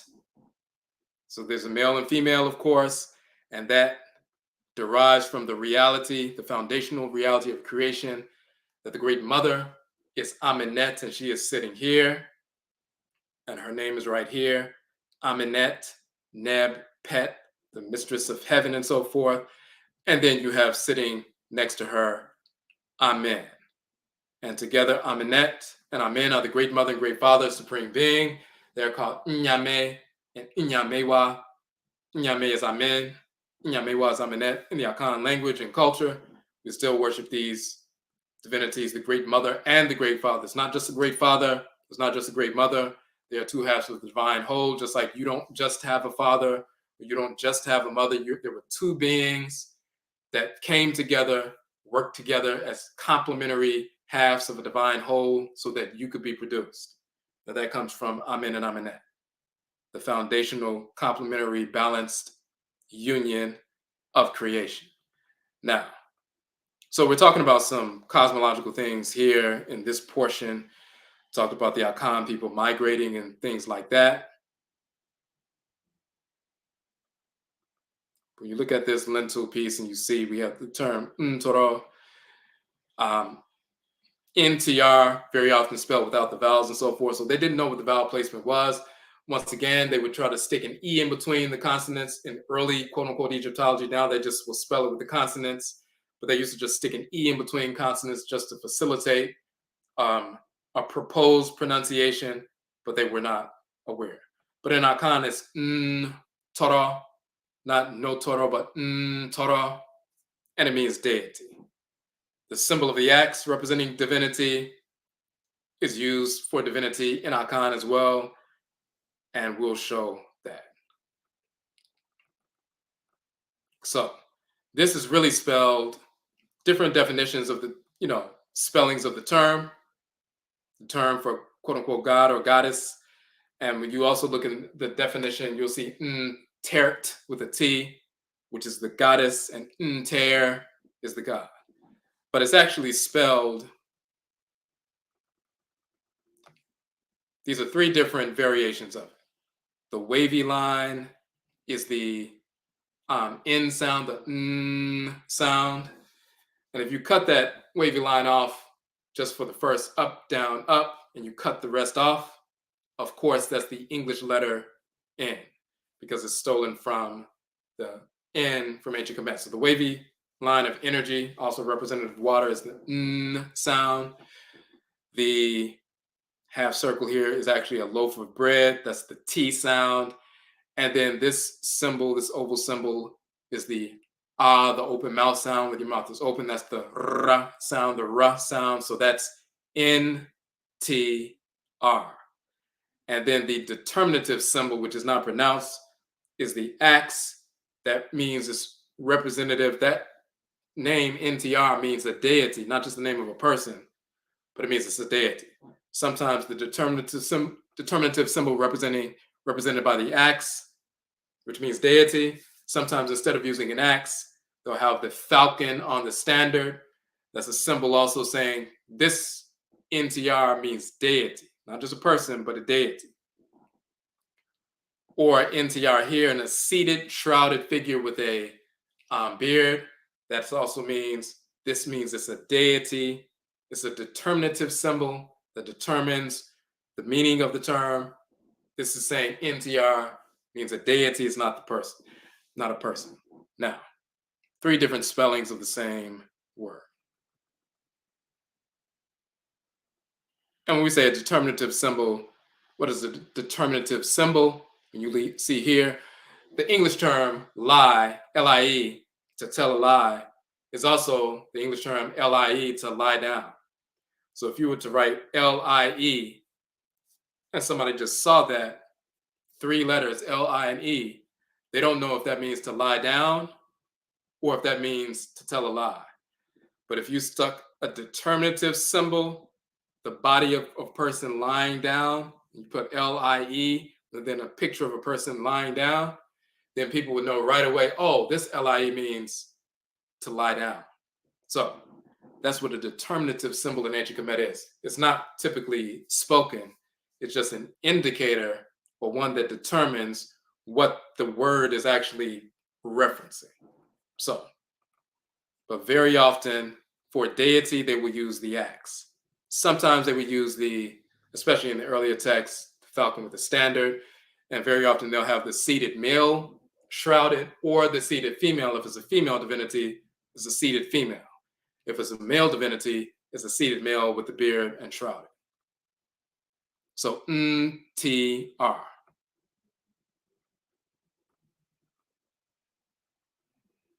Now, and it means deity. Santi Fanti language, Toro, Toro, one of the ancient families. And this writer was unsure. He thought, because he got mixed information, it said descendants matrilineal. But when you scroll down, which is important, according to some informants, Toro denotes the totemic spirit, meaning deity, and the descent is patrilineal. That's important because that's the real definition. Toro means the patrilineal or masculine deity, not just totemic spirit, but meaning totemic deity. It is a deity, but it's a masculine patrilineal divinity that you inherit from your patriclan line. The male divinity, Toro. And then you have Tong, which is also Torong, Torong. Abusiabine, family consanguinity, kindred, and so forth. And Ntong is the matriclan deity. So Toro is the patriclan or masculine divinity that you inherit through your blood circle on the father's side. So we have deities that incarnate with us, and their energy is connected to our spirogenetic blood circle. So on the masculine side, Toro. On the feminine side, Torong. Sometimes it's spelled Tong, but also Torong. So that's the ancient Torot. And then Toro in ancient Kemet, Neter and Netert is Toro and Torong, Torong in Akan. Now, matriclan divinity, patriclan divinity. Now, Toro and then Tong, and that's just a dialectical variant because it's also Torong. Now, we say in Akan culture that Toro is a deity. That's also defined as the Eja bosom, meaning the father's Eja bosom, the father's divinity. And then we also have the term Tong, which is Torong, references the matriclan group and the deity that governs the group. The matriclan group is often called the Abusia, and the Abusia bosom is the matriclan bosom that we inherit. So we inherit divinities. They possess our people, transform our physical bodies, but also our blood circle and so forth. So the ova in the women is resonating at the frequency of the divinity that possessed. And when that ovum is passed on and is fertilized by the sperm and so forth, the child that is born carries into the world the energy of the divinity that possessed, the first matriarchal women.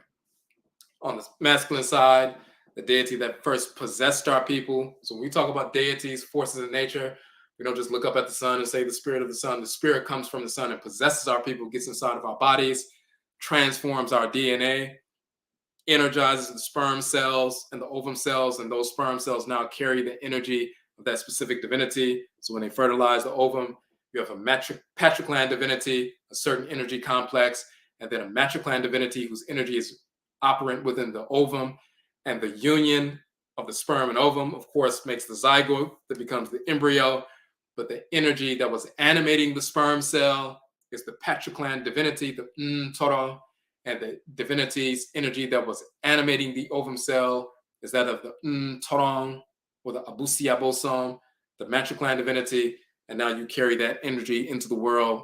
You have a patriclan divinity, matriclan divinity, Ntoro in your blood circle. Not just out looking and saying, hey, this is a spirit. We have a direct interaction, interfacing with the divinities. Now, and that's true across the board with Afurakani, Afuraitkaitnut people, Black people, wherever we exist in the world. Now,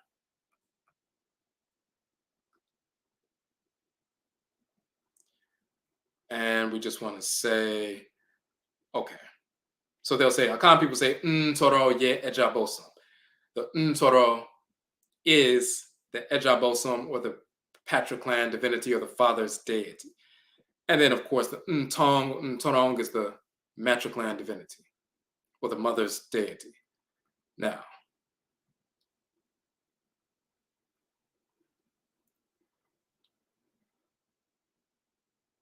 and just to go a little bit further, we just said the compiler of the dictionary was confused on the nature of the patrilineal and matrilineal function. There's a Ghanaian scholar, A.C. Dente, brought further clarity. He wrote an article called Ntoro and Ntong, because some European writers were mixing up and saying, well, Ntoro is really the matriclan thing. And he's like, no, Ntoro is the patriclan, Ntong, or Ntorong is the matriclan. So he simply confirms that because they were mixed up about it.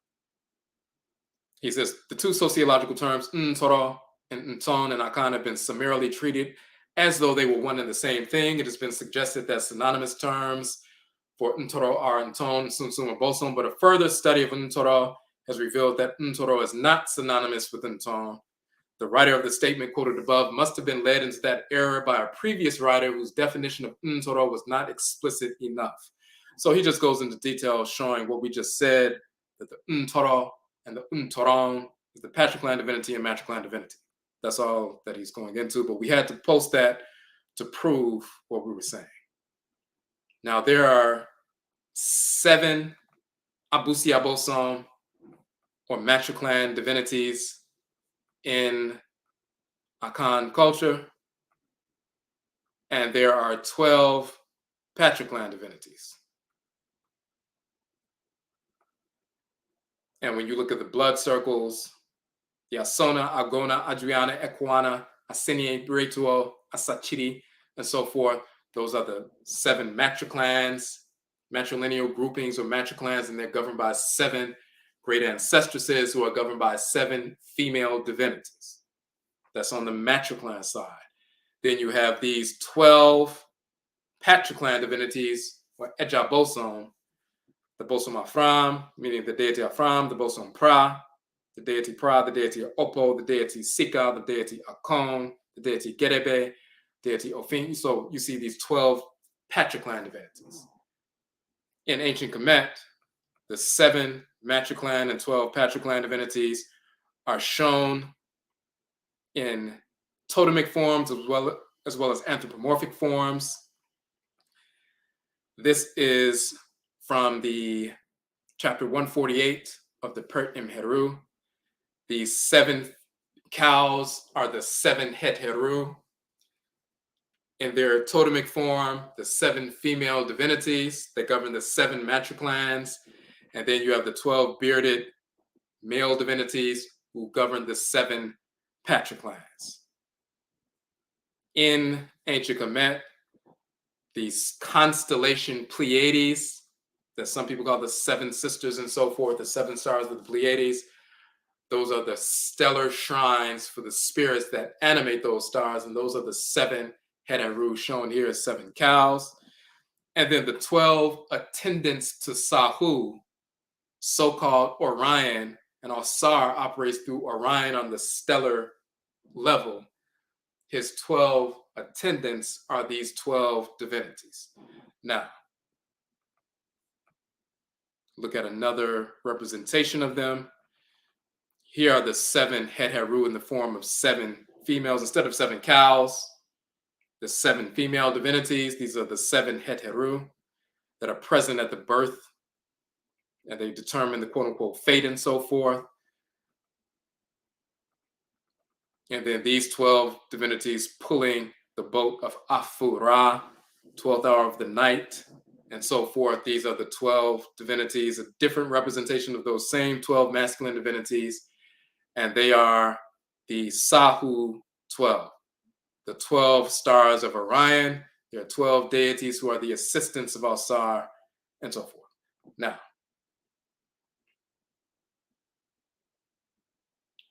so we're just showing here that the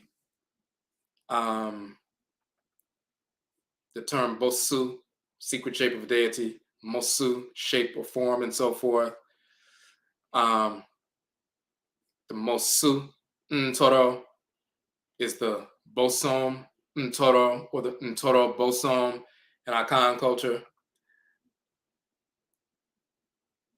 We saw the term Neter, and then you have Neterit, which is goddess, Neter, God, Neterit, goddess, but that's Ntorot.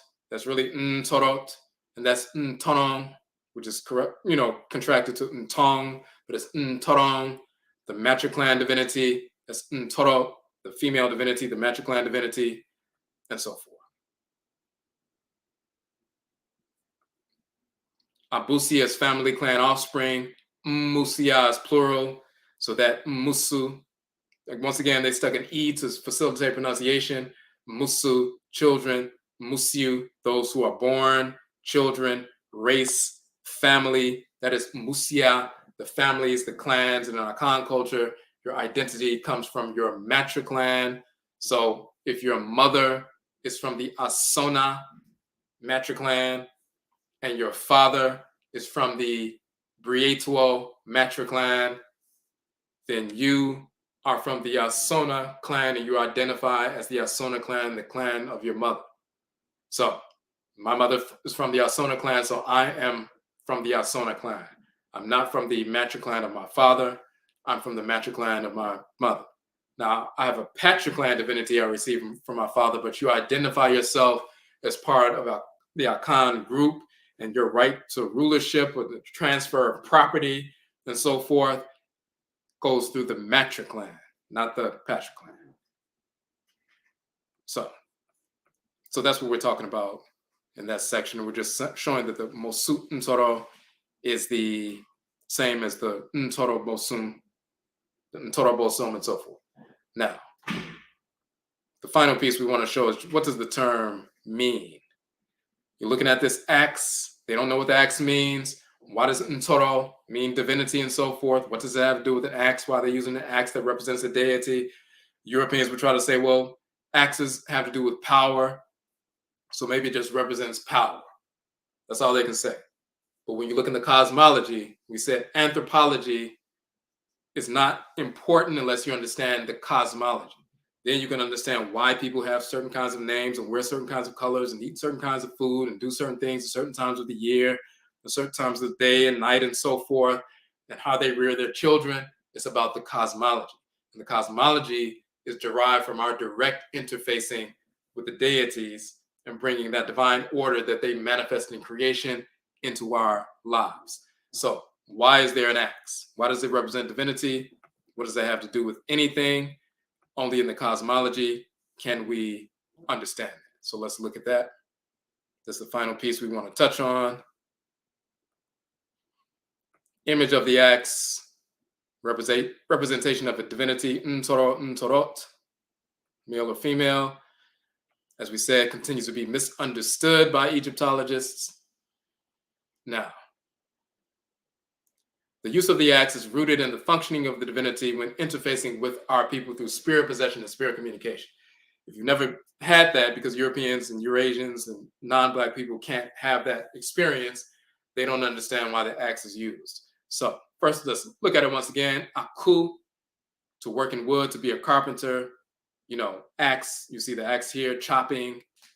And then ku, to draw or pull out, or a way to cut close to the root. Ku and Akan is Aku and Kemet. Same term. And then you see Aku, a carpenter's axe, battle axe. Then Aku ma and Akan, a hatchet or an axe. So once again, the root is ku, which means to cut and so forth. Akuma is the axe. Aku is the axe. Same term, both cultures. So we have that. Now, here's the cosmological representation. The term mpai in Akan means invocation, prayer, supplication. So mpai means prayer. Apai means prayers, ritual, invocations, calling out to the divinities, ancestral spirits, the great mother, great father, supreme being, the creator and creatress, and so forth. Mpai. What is the root of the term pai? What does it mean? Why does the word mpai mean ritual, invocation, or prayer? Why doesn't G mean prayer? What does mpai mean? Why is it associated with prayer or ritual invocation? Pi, the root of the term mpai, means to strike, to smite, to split, to rive, to cleave, to break, to split a piece of wood, to cleave wood.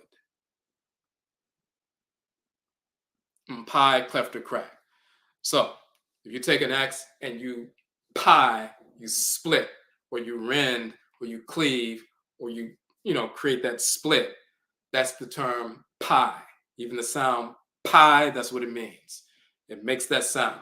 You look in the language of ancient Kemet, pe means to rend, pet, to cut through, to split, to divide. Same word, same meaning. So when you take an axe and pi, you're splitting, cleaving, rending. That's the Akan word. But pe, which is the pronunciation properly, is pi. We still use that term to split, to cleave, and so forth.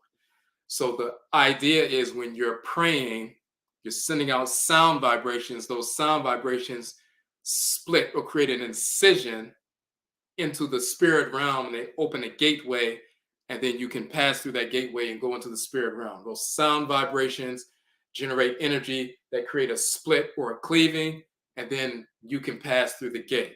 That's what ritual invocation is. It is an act of pi, splitting or cleaving. So someone says, I'm about to pray. In Akan, they say, I'm about to engage in mpai, meaning I'm about to split something. I'm about to create an incision. I'm about to cleave. I'm about to crack something open. So once it's cracked open, I can go through that gateway I just created by these sound vibrations or ritual movements and so forth. Now,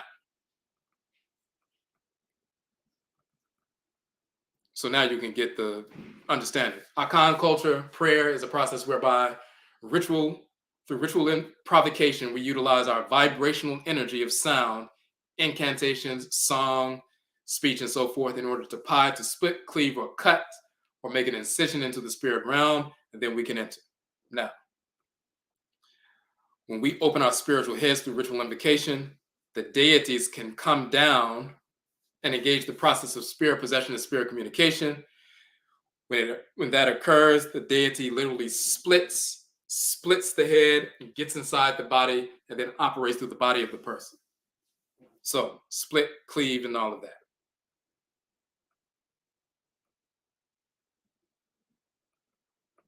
Hold on one second.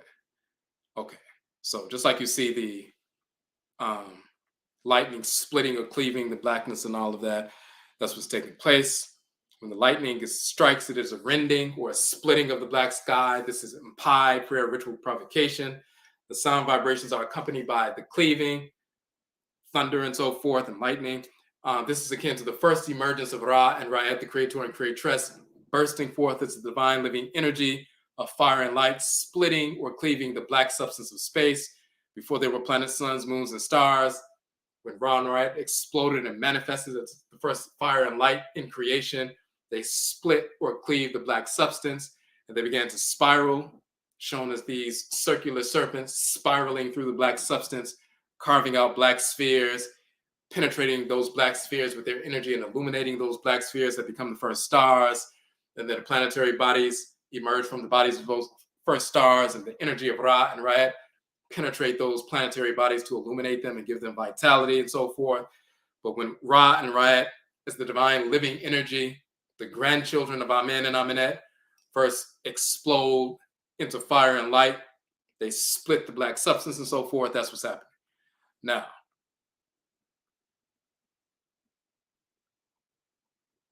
so we're talking about stars are power plants in the universe. The stars rise and set upon the horizon, just as the sun and moon rise and set. Our ancestresses and ancestors recognize the setting of the Aten, the sun, as well as the stars, as powers splitting the sky, the atmosphere to penetrate Earth and bring energy to Earth. The same is true of meteors, black bodies coming down to Earth as shooting or falling stars. These phenomena mirror the deities coming down from the spirit realm during ritual prayer to set a light upon, mount, split the head of the priest or priestess or other individual in the community to facilitate spirit possession. That's the association of splitting and so forth. See Atem, called Odomankuman Akan, operating through or possessing the setting sun. You have Ra, called Nyokumpon and Akan, giving his energy to the Aten, the sun itself, in his solar bark. You see the falcon divinity Heru on the head of the sovereign, the divinity that governs his head and so forth, the patron divinity. But when the spirit comes down, someone gets possessed, it's just like a shooting star and so forth. Spirit comes down, splits the head, plot, pie, splits, cleaves, gets in the body of the person, operates through the body of the person. That's spirit possession, just like a shooting star coming down and splitting the black sky, penetrating Earth. The sun coming down and quote unquote going into the underworld and firing up the Earth and so forth and giving the Earth energy. This is what we're talking about. So when you look at Ntoro, now we can get into the cosmology of the term, because they just see Ntr, they don't know what the term means. It just means deity, and there's an X there, but they don't know what it means. So Ntoro, to, to throw, to lay or put somewhere, and then we go a little bit further down to fall, drop down, sink,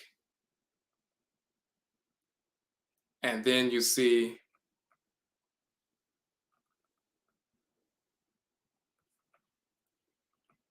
to set, go down, sink, pass below the horizon of sun, moon, and stars. Oria Ata, the sun, Oria Ata has set.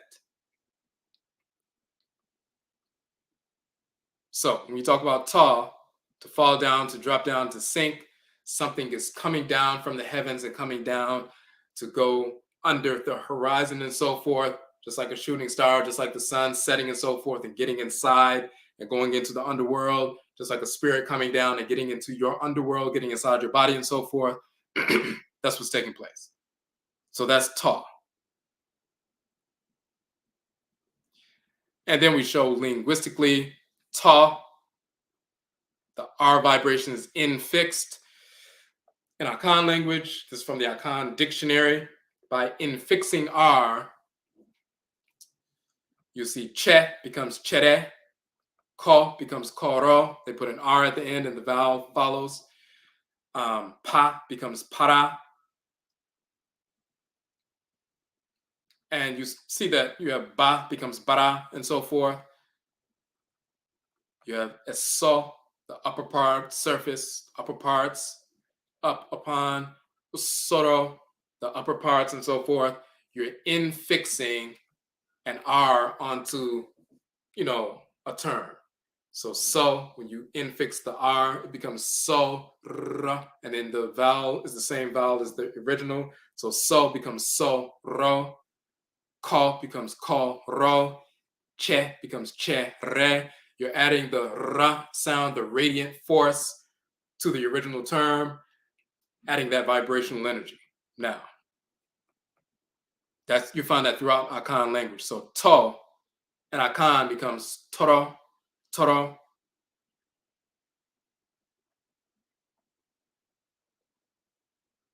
And let's just look at it. When you read it in the book now, you have a better understanding. But the N is the primordial inert energy, wave energy, and sound vibration subsisting in the primordial matter, the N sound, the energy and potential. Then you have the T, the T sound. It's not only a loaf of bread, but the canopy of the sky, the upper half of the calabash of the universe. When the T is spoken, when you say at, and you put a T at the end and you stop it, at or at, your tongue is flat, and then you have the roof of the mouth, and the life force energy coming up from the trachea goes through the roof of the mouth, and then you put your tongue here when you say ah, and you put your tongue near the teeth to stop the flow of air. So you say sit or get or ah, and you stop it. You have the flat tongue, the roof of the mouth, and the life force energy, the air in that space literally takes the form of the symbol that represents the T. It's a concretizing sound. Ah, and you stop it. But the life force energy that's in the air takes the form of the roof of the mouth and the flatness of the tongue. That's the T sound. It concretizes. That's the cosmology of that. So, and it's also the upper half of the calabash, the canopy of earth and so forth, that contains everything. The atmosphere, dome-shaped atmosphere contains everything from our vantage point on earth. So you have the primordial vibration of Nun and Anet, which is the N sound, which is then contained or cut off by the T. So you have the N energy, and then it's Nt, it's contained. Excuse me, and then the opening of the mouth occurs. This is the open mouth symbol. When you open your mouth and say it takes that oval shape. So you have the primordial wave energy, all energy and potential. Then it's cut off. So you have that energy and potential that's contained in a structure. And then you open the mouth. So you take that energy, primordial energy that was contained and has power, and then you release it. Toro. Toro is the primordial energy contained and then released in an explosive fashion. So,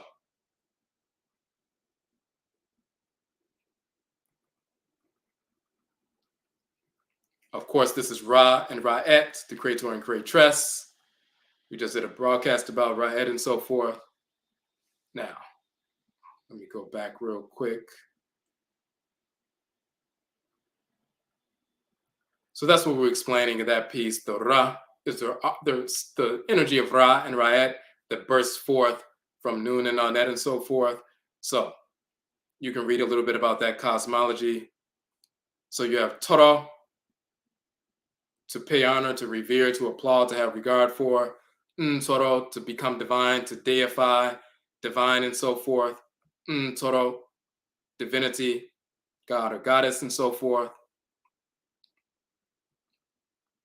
So even in ancient Kemet, Toro means to revere, honor, to praise.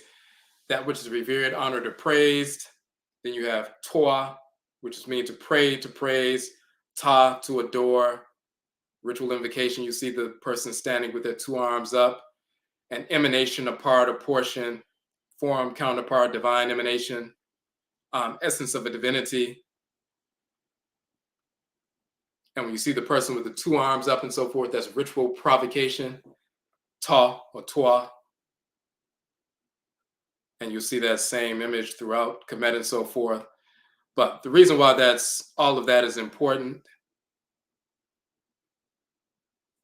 Ta also means to meet, fall in with, to come or light on, or light upon, to find and so forth. So the reason we show those terms in Akan and in ancient Kemet is Ta means to fall upon, meet with, to join, attach oneself to expose oneself to the heat of fire of the sun. It's related to Ta, meaning to cast or throw. Ta meaning to alight upon, come down as in the stars passing below the horizon. The determinative mood of the individual raising his hands and so forth, ritual provocation.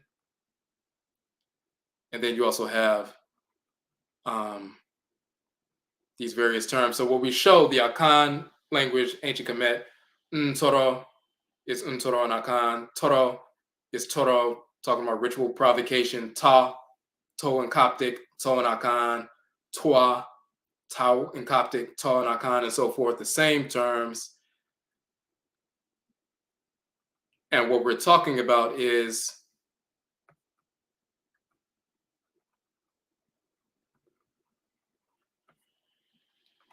Ntoro, ritual provocation. When you ritually provoke Ta or Toro, engage in ritual provocation, then the spirit comes down, Toro, possesses Toro, alights upon Toro, and so forth. So we just wanted to show what is the energy or entity that Ta comes down from the sky, passes below the horizon like the sun and the moon and so forth, gets into the underworld and alights upon and fires things up. That is the divinity. And when they're coming down, they're splitting the head, they're cleaving using that axe. Now, this is the final piece, Nyame Akuma, and Akan means God's axis, and this is the key that unites everything. Ariamen, we showed in the previous broadcast, the Akan term, Nyame, or Onyame, for the great supreme being is Ariame from ancient Kemet, and Ariame was the great mother and so forth, but Neolithic implements in Asante. What they were finding in Akan culture were these stones, and people would go over, they would go around and they would, they would go to some area that hasn't been touched, and they go into the ground and they would see these different Neolithic axes. Even today, you go to certain places in Ghana where not a lot of people have traveled, and they dig a little bit and they find these Neolithic stone axes. And people call them Inyame Yakuma, Amens or Inyames, axes that came down from the sky and landed on earth and so forth, and they've been there for thousands of years. And these Neolithic axes are representative of the great god Inyame, as well as the great mother Inyamewa. Now, the Akan people call these axes the axes of the divinity. We just saw that Ntoro, deity, is represented by an axe. So, in Akan culture, we never stopped dealing with that.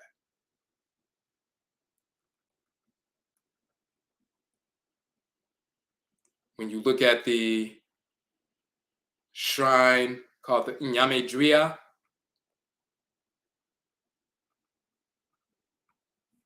and you have a little three-pronged tree, and they have a little vessel, and there are sacred implements that are placed in that vessel. Is a shrine for Inyame. It's the tree, Dria of Inyame. You would see another one here with the shrine attendant from the 1800s and so forth. Inside that vessel are sacred implements representative of the divinity. And what's important about that is that inside the Inyame Dria, or God's tree and so forth, one of the major implements in those shrines, and you find those shrines in the homes of any traditional Akan person, as well as all shrines of priests and priestesses. They'll have the Inyame Dria, or the Inyame tree out front, the three-pronged tree, sometimes four prongs. Excuse me, and then they'll have the vessel in there. But what's in the vessel in all of them is an Inyame Akuma, an axe. So in the shrines of the divinity, you have to have an axe inside the shrine of every divinity. And we still do that in North America in the Hoodoo tradition as well. Stones in the form of axes and so forth in the shrines. So Akan people are still associating the axe with the divinity.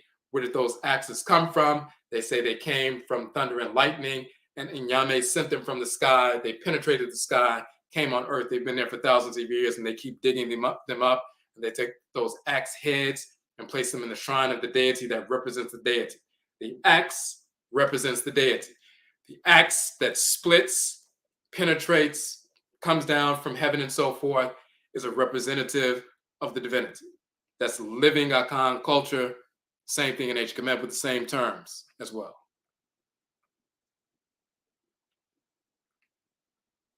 So that is the axe.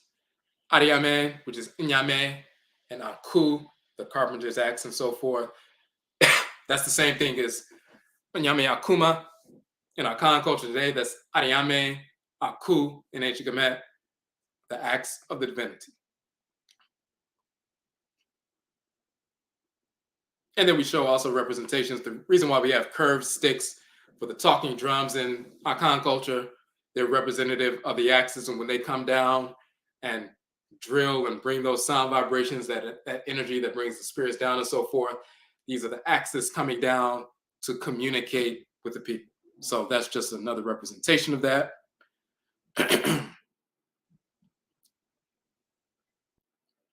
This is an Akan Abosomfo, possessed by the divinity Tanu. We have the term Onipa, meaning human being. Onipa Dria, the figure, form, shape of the body. So the term Dria means tree. The term Onipa means a human being, but Onipa Dria means the body of the human being. But what they say in Akan culture is the human being's body is like a tree. So Onipa Dria, tree, Odria of the Onipa of the person. Our bodies are like trees and so forth.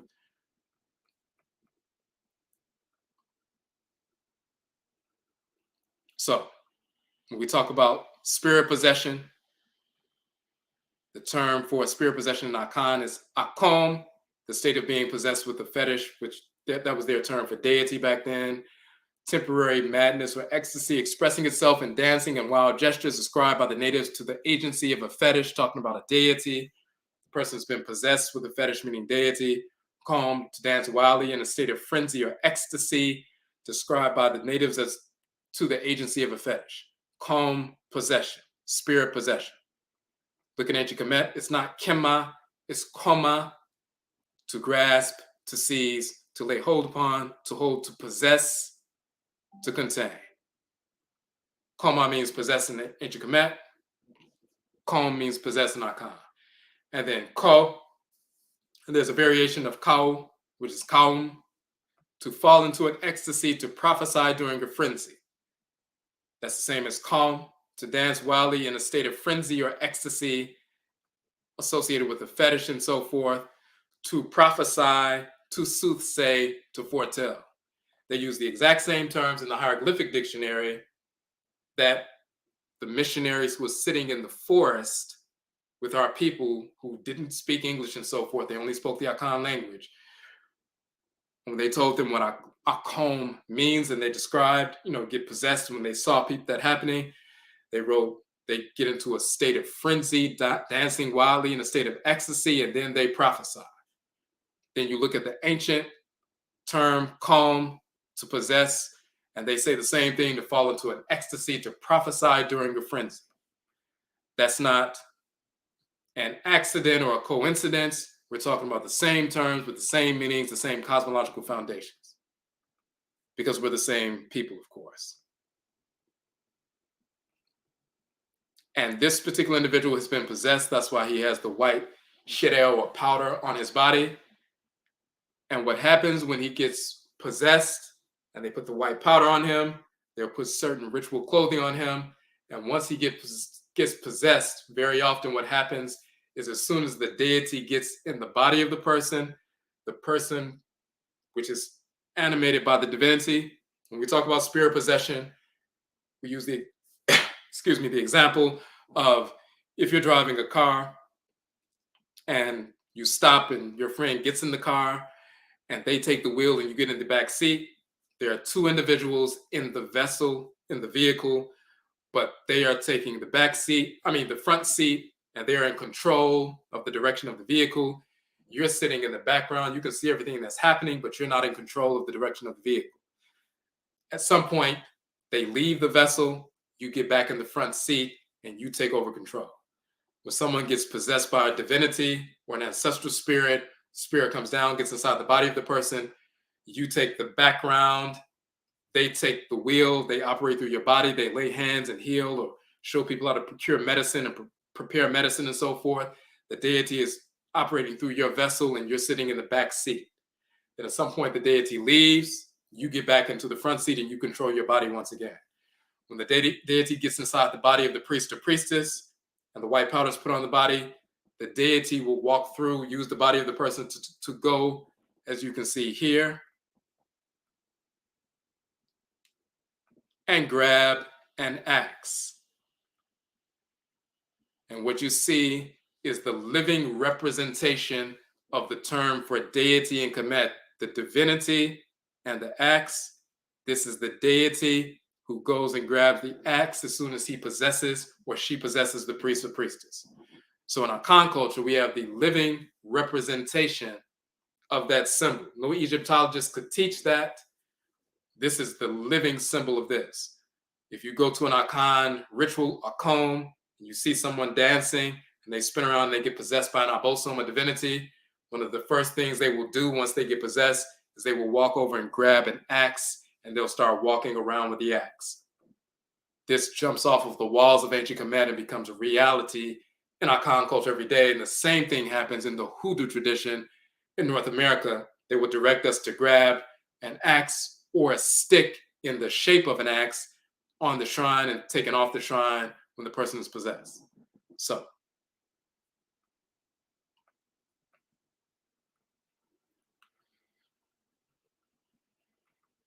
this is an ornate form of an sword or axe in Akan culture, carried by Akonvo priests and priestesses, also for warfare. And then you see this individual in the late pre-dynastic Kemet, over 5,000 to 6,000 years ago, and of course, holding the similar kind of weapon. We continue to use that to this day. And then you see the Pera Ramesu, misnomer Ramses, taking axe to the prisoners of war and so forth. So you have the axe, you have the symbol of the axe and so forth. You have the stick, which has to do with, drumming and so forth. And you see these in front of the shrine. This is the shrine of the divinity, Kwesi Adanko. And you see these forms right here. Sticks in the form of axes, in the form of machetes, axes, swords, and so forth, straight axes, curved axes, and so forth. You can also have the flag symbol. And when you see a flag blowing, it's also in the form of an axe. But once again, when flag is blowing, what's happening? That means an invisible force is now present, meaning the wind has picked up and the flag is up and it is literally splitting or cleaving the air because the spirit is manifest and that's why the flag is up. If there's no wind, the flag is just hanging. But when the wind shows up, the invisible force shows up, the quote unquote spirit shows up, all of a sudden the axe raises up and is splitting the atmosphere. So that's why there's an association with the axe. And some people assume, well, that's not an axe. It's really just a flag. In reality, it's an axe, but the flag has a similar representation, but originally it's an axe. They're still arguing about that today because they don't know the cosmology or anything. So we just show the Nyamedria, God's tree, shrine for the supreme being, Nyame and Nyamewa, contains an Nyame Akuma and axe. All the major shrines of divinities contain an axe in the shrine. That's part of the culture. In Akan culture as well as Hoodoo in North America. When the deities possess, they grab an axe. Mpai prayers, ritual invocation, which is a splitting or cleaving of the transitional zone of spirit and matter. Sound vibrations of ritual prayer, song, chant, incantation. Those sound vibrations themselves are literally axes that split open that, incision. The term Ntoro is from the root Toro and To, which means to come down, fall down like lightning, striking, splitting, cleaving, and so forth. The spirits coming down from the sky to strike, split, possess. Ntoro, on patrilineal and matrilineal lines of descent. The deities, the Abosom, the Ntoro, are literally axes. As they come down and open, split the spiritual head of the individual to enter into the physical vessel where impossession takes place. And then we talk about in the Hoodoo tradition, this is from a specific text from the way in which bits of African faith and practice persisted in folk belief and customs is evident in the following account from the New Orleans Times Democrat of August 5th, 1888. During a thunderstorm, elderly Tante Dolores anxiously searched the house for some object. Not finding it, she ran to the yard according to the article. This is in 1888. Hither and thither she ran in rapid quest until at last she stumbled upon the object of her search, no less thing than an axe for chopping wood. A bright expression of joy irradiated her face. Seizing the axe and raising it over her head, she made pass after pass in the very face of the rushing current, as if chopping some invisible thing in twain. When the wind suddenly abated, she returned to the house in triumph, stating that it never failed her if she just got there in time enough. We would split the storm with the axe. When the storm comes, we go look for that sacred axe, engage in ritual invocation, split the storm, and stop the storm. That's in the Hoodoo tradition and various traditions in North America.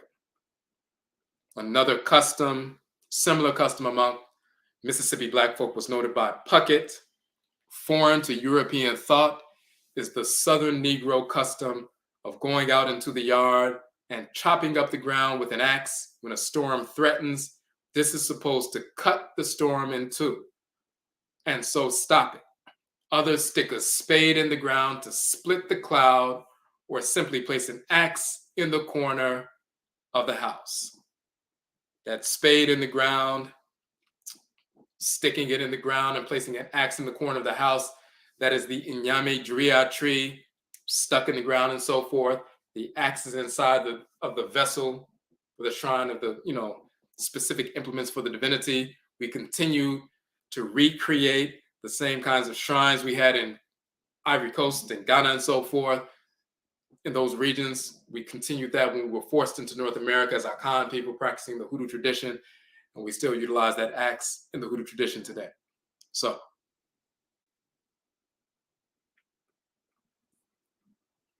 okay, so that is the information we wanted to touch on and examine tonight. And of course, you can we posted the book in the chat room, the link to the book, so you can download that book for free, of course, as all of our 31 books. You can download all 31 books for free. Now,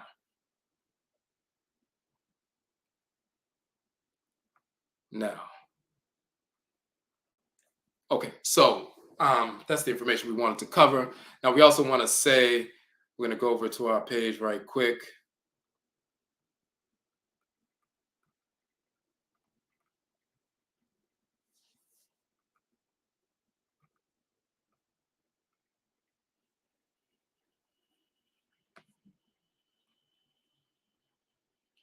Okay, so of course, we're talking about ancient Kemet and so forth. We are going to Kemet. You'll find, you look on our page, Adikat, Cosmology of Creation Tour to Kemet and Kamit, Egypt of Nubia. So we have coming up in September 26th through October 4th, we have a tour, an autumn tour to Kemet. And then, of course, our yearly spring tour, instead of May next year, it's going to be in June next year, June 4th through June 12th. So when you go to our page, you'll see the flyers for 5 months from now, September 26th. You'll see that information and all the places we're going. 13 sites in 12 different cities, from Northern Kemet all the way through to Khanit, Nubia, and so forth. You'll also see we have about 15 videos of all the different places that we went, so you can see that information. You'll scroll down a little bit further, you will see the June 4th flyer. You'll see that information. And since we were talking about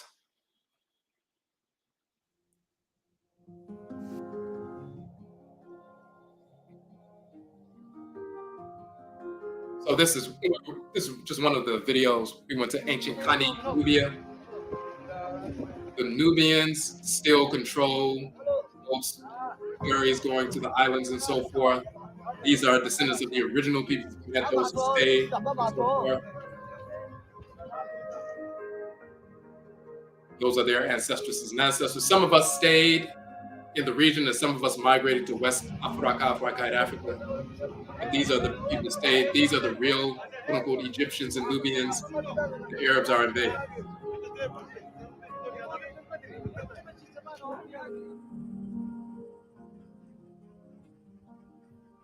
So on the island, the Temple of Set of Philae, you have to ferry over across the river to the island and so forth. So the Nubian brothers, taking us, ferrying us across. And you have the children there who are, cattle up, close and so forth, and all of that. But when you look at this a little bit further in, we visit the Nubian village.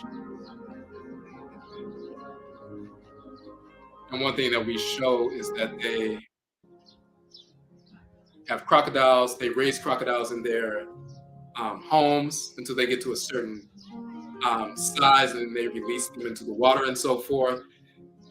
Crocodiles are a sacred animal totem for specific divinities like Sobek. We saw the image of Sobek and the tail of Sobek. It also means Kam or Kamet and so forth. He's Atjakpa in Vodun. He is Udenchim in Akan and so forth, sacred animal totem for the deity Afram, as well as the deity Pra in Akan tradition. But you'll see that they have the crocodiles in the home because there's a direct relationship with this animal totem for these different divinities. That's right in the living room. They have a number of them living there. But you also see the relationship that they have. You see children standing on top of the crocodiles. We have relationships with other animals. They have relationships. So when you see the child Heru standing on top of crocodiles, you're not seeing a representation of somebody just controlling their animal nature and so forth. That's a literal representation. If you didn't experience being children standing on top of crocodiles and didn't know anything about that, Egyptologists would assume, child Heru standing on a crocodile, that just means he's controlling the animal instincts and nature and so forth. That's only part of it, but it's also very literal. If you don't go and see it, you won't know.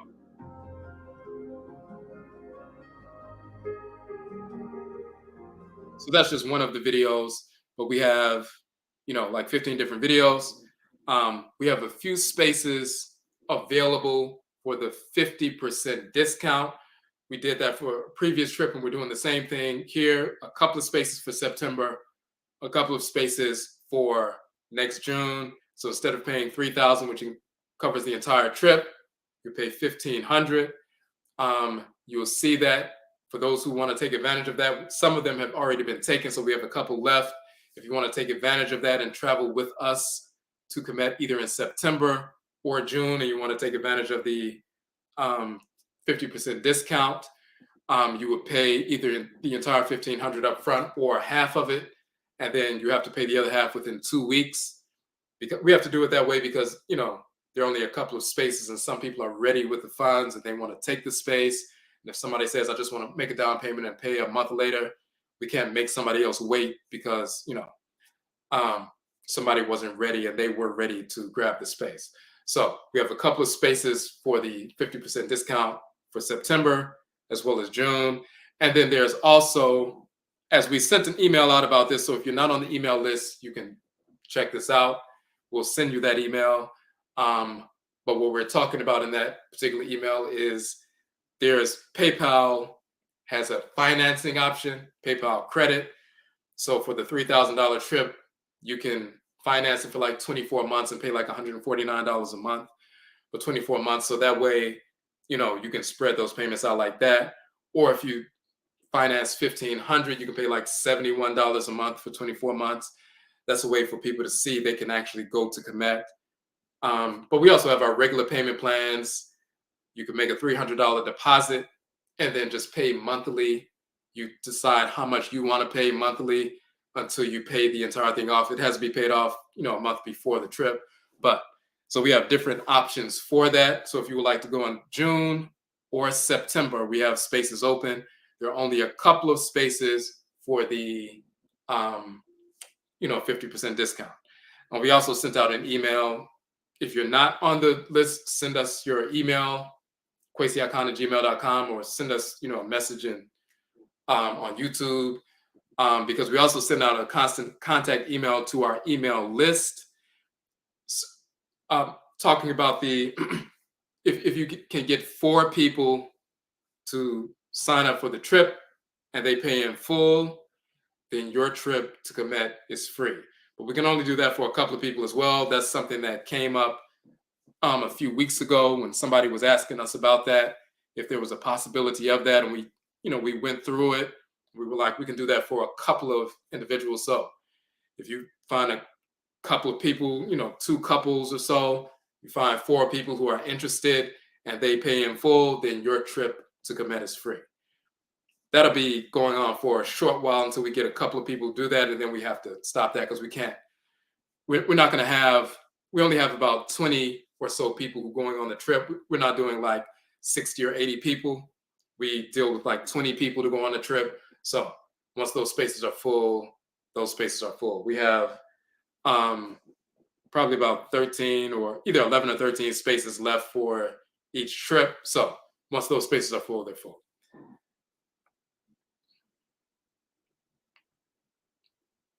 Okay, so I just want to go through these, make sure we didn't miss anything in the comments before we end, because we wanted to stop at 11. We're a little bit over.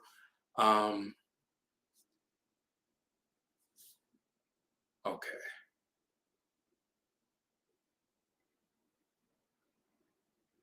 Okay, the question, does tall somehow have a link with image, portrait, or sign and tree? Yes, there's, in the book, we show that there's image, form, likeness, and so forth, to fall in with, connect, join with, and so forth. So there is a relationship there. Okay, so which entity is coming to possess again? So we're talking about spirit possession, either a force of nature, one of the divinities that govern the sun, moon, planets, stars, black substance of space, earth, oceans, rivers, the deities, the divine spirit forces in nature, the children of the great mother and great father, supreme being, or your ancestral spirits, ancestresses, and ancestors. But then some people, if you're not spiritually cultivated, you're doing different things, then you could even, spirit possession happening from a spirit that's not related. That typically doesn't happen unless people are doing things. It's very similar to if you're eating right and getting enough sleep and so forth, the negative bacteria that surrounding you all the time, you repel it with ease. But if you start doing drugs and polluting yourself and doing self-destructive things, then the kinds of microbes that normally just bounce right off of you, they can get inside and control you and make you sick or even kill you and so forth, because your immunity has been compromised. If your spiritual immunity is compromised, then you open yourself up to influence from the spirits of unrelated individuals, earthbound spirits who are self-destructive and so forth, the kind of people who are thieves or murderers or robbers and molesters and so forth, and they died and the spirits are hanging around and so forth. Normally you can easily repel such negative entities and they can't even get to you unless you compromise yourself spiritually. No different than if you compromise yourself physically, then you open yourself up to all kinds of disease. But that's why it's very important to, maintain your spiritual balance. You come into the world to execute a specific function, just like every cell in the body is fashioned and formed to execute a specific function in the body.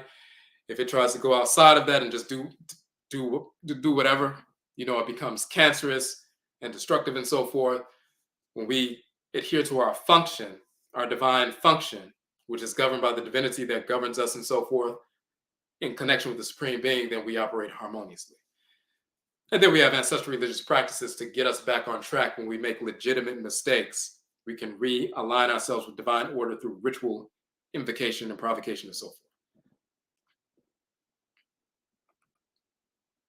Okay, so when you look at the link, look at the book, you can download the book for free and so forth. And now when you go through the book, you have a better understanding about these details and nuanced definitions, aspects of cosmology, and so forth. That's why we want to do this live. So we're going to go ahead and end it here. Once again, if you're not on the email list, just email us or message us on YouTube or on Instagram as Odwirafo, or Facebook, Kwesi Akan or Odwirafo and so forth. And we can, send you that information about the free trip to Kemet as well as the discount, as we have, a couple of those spaces still available. Okay, so Yerase, we thank everybody for tuning in. And Yabeshi Abiyo, we will meet again. That's it.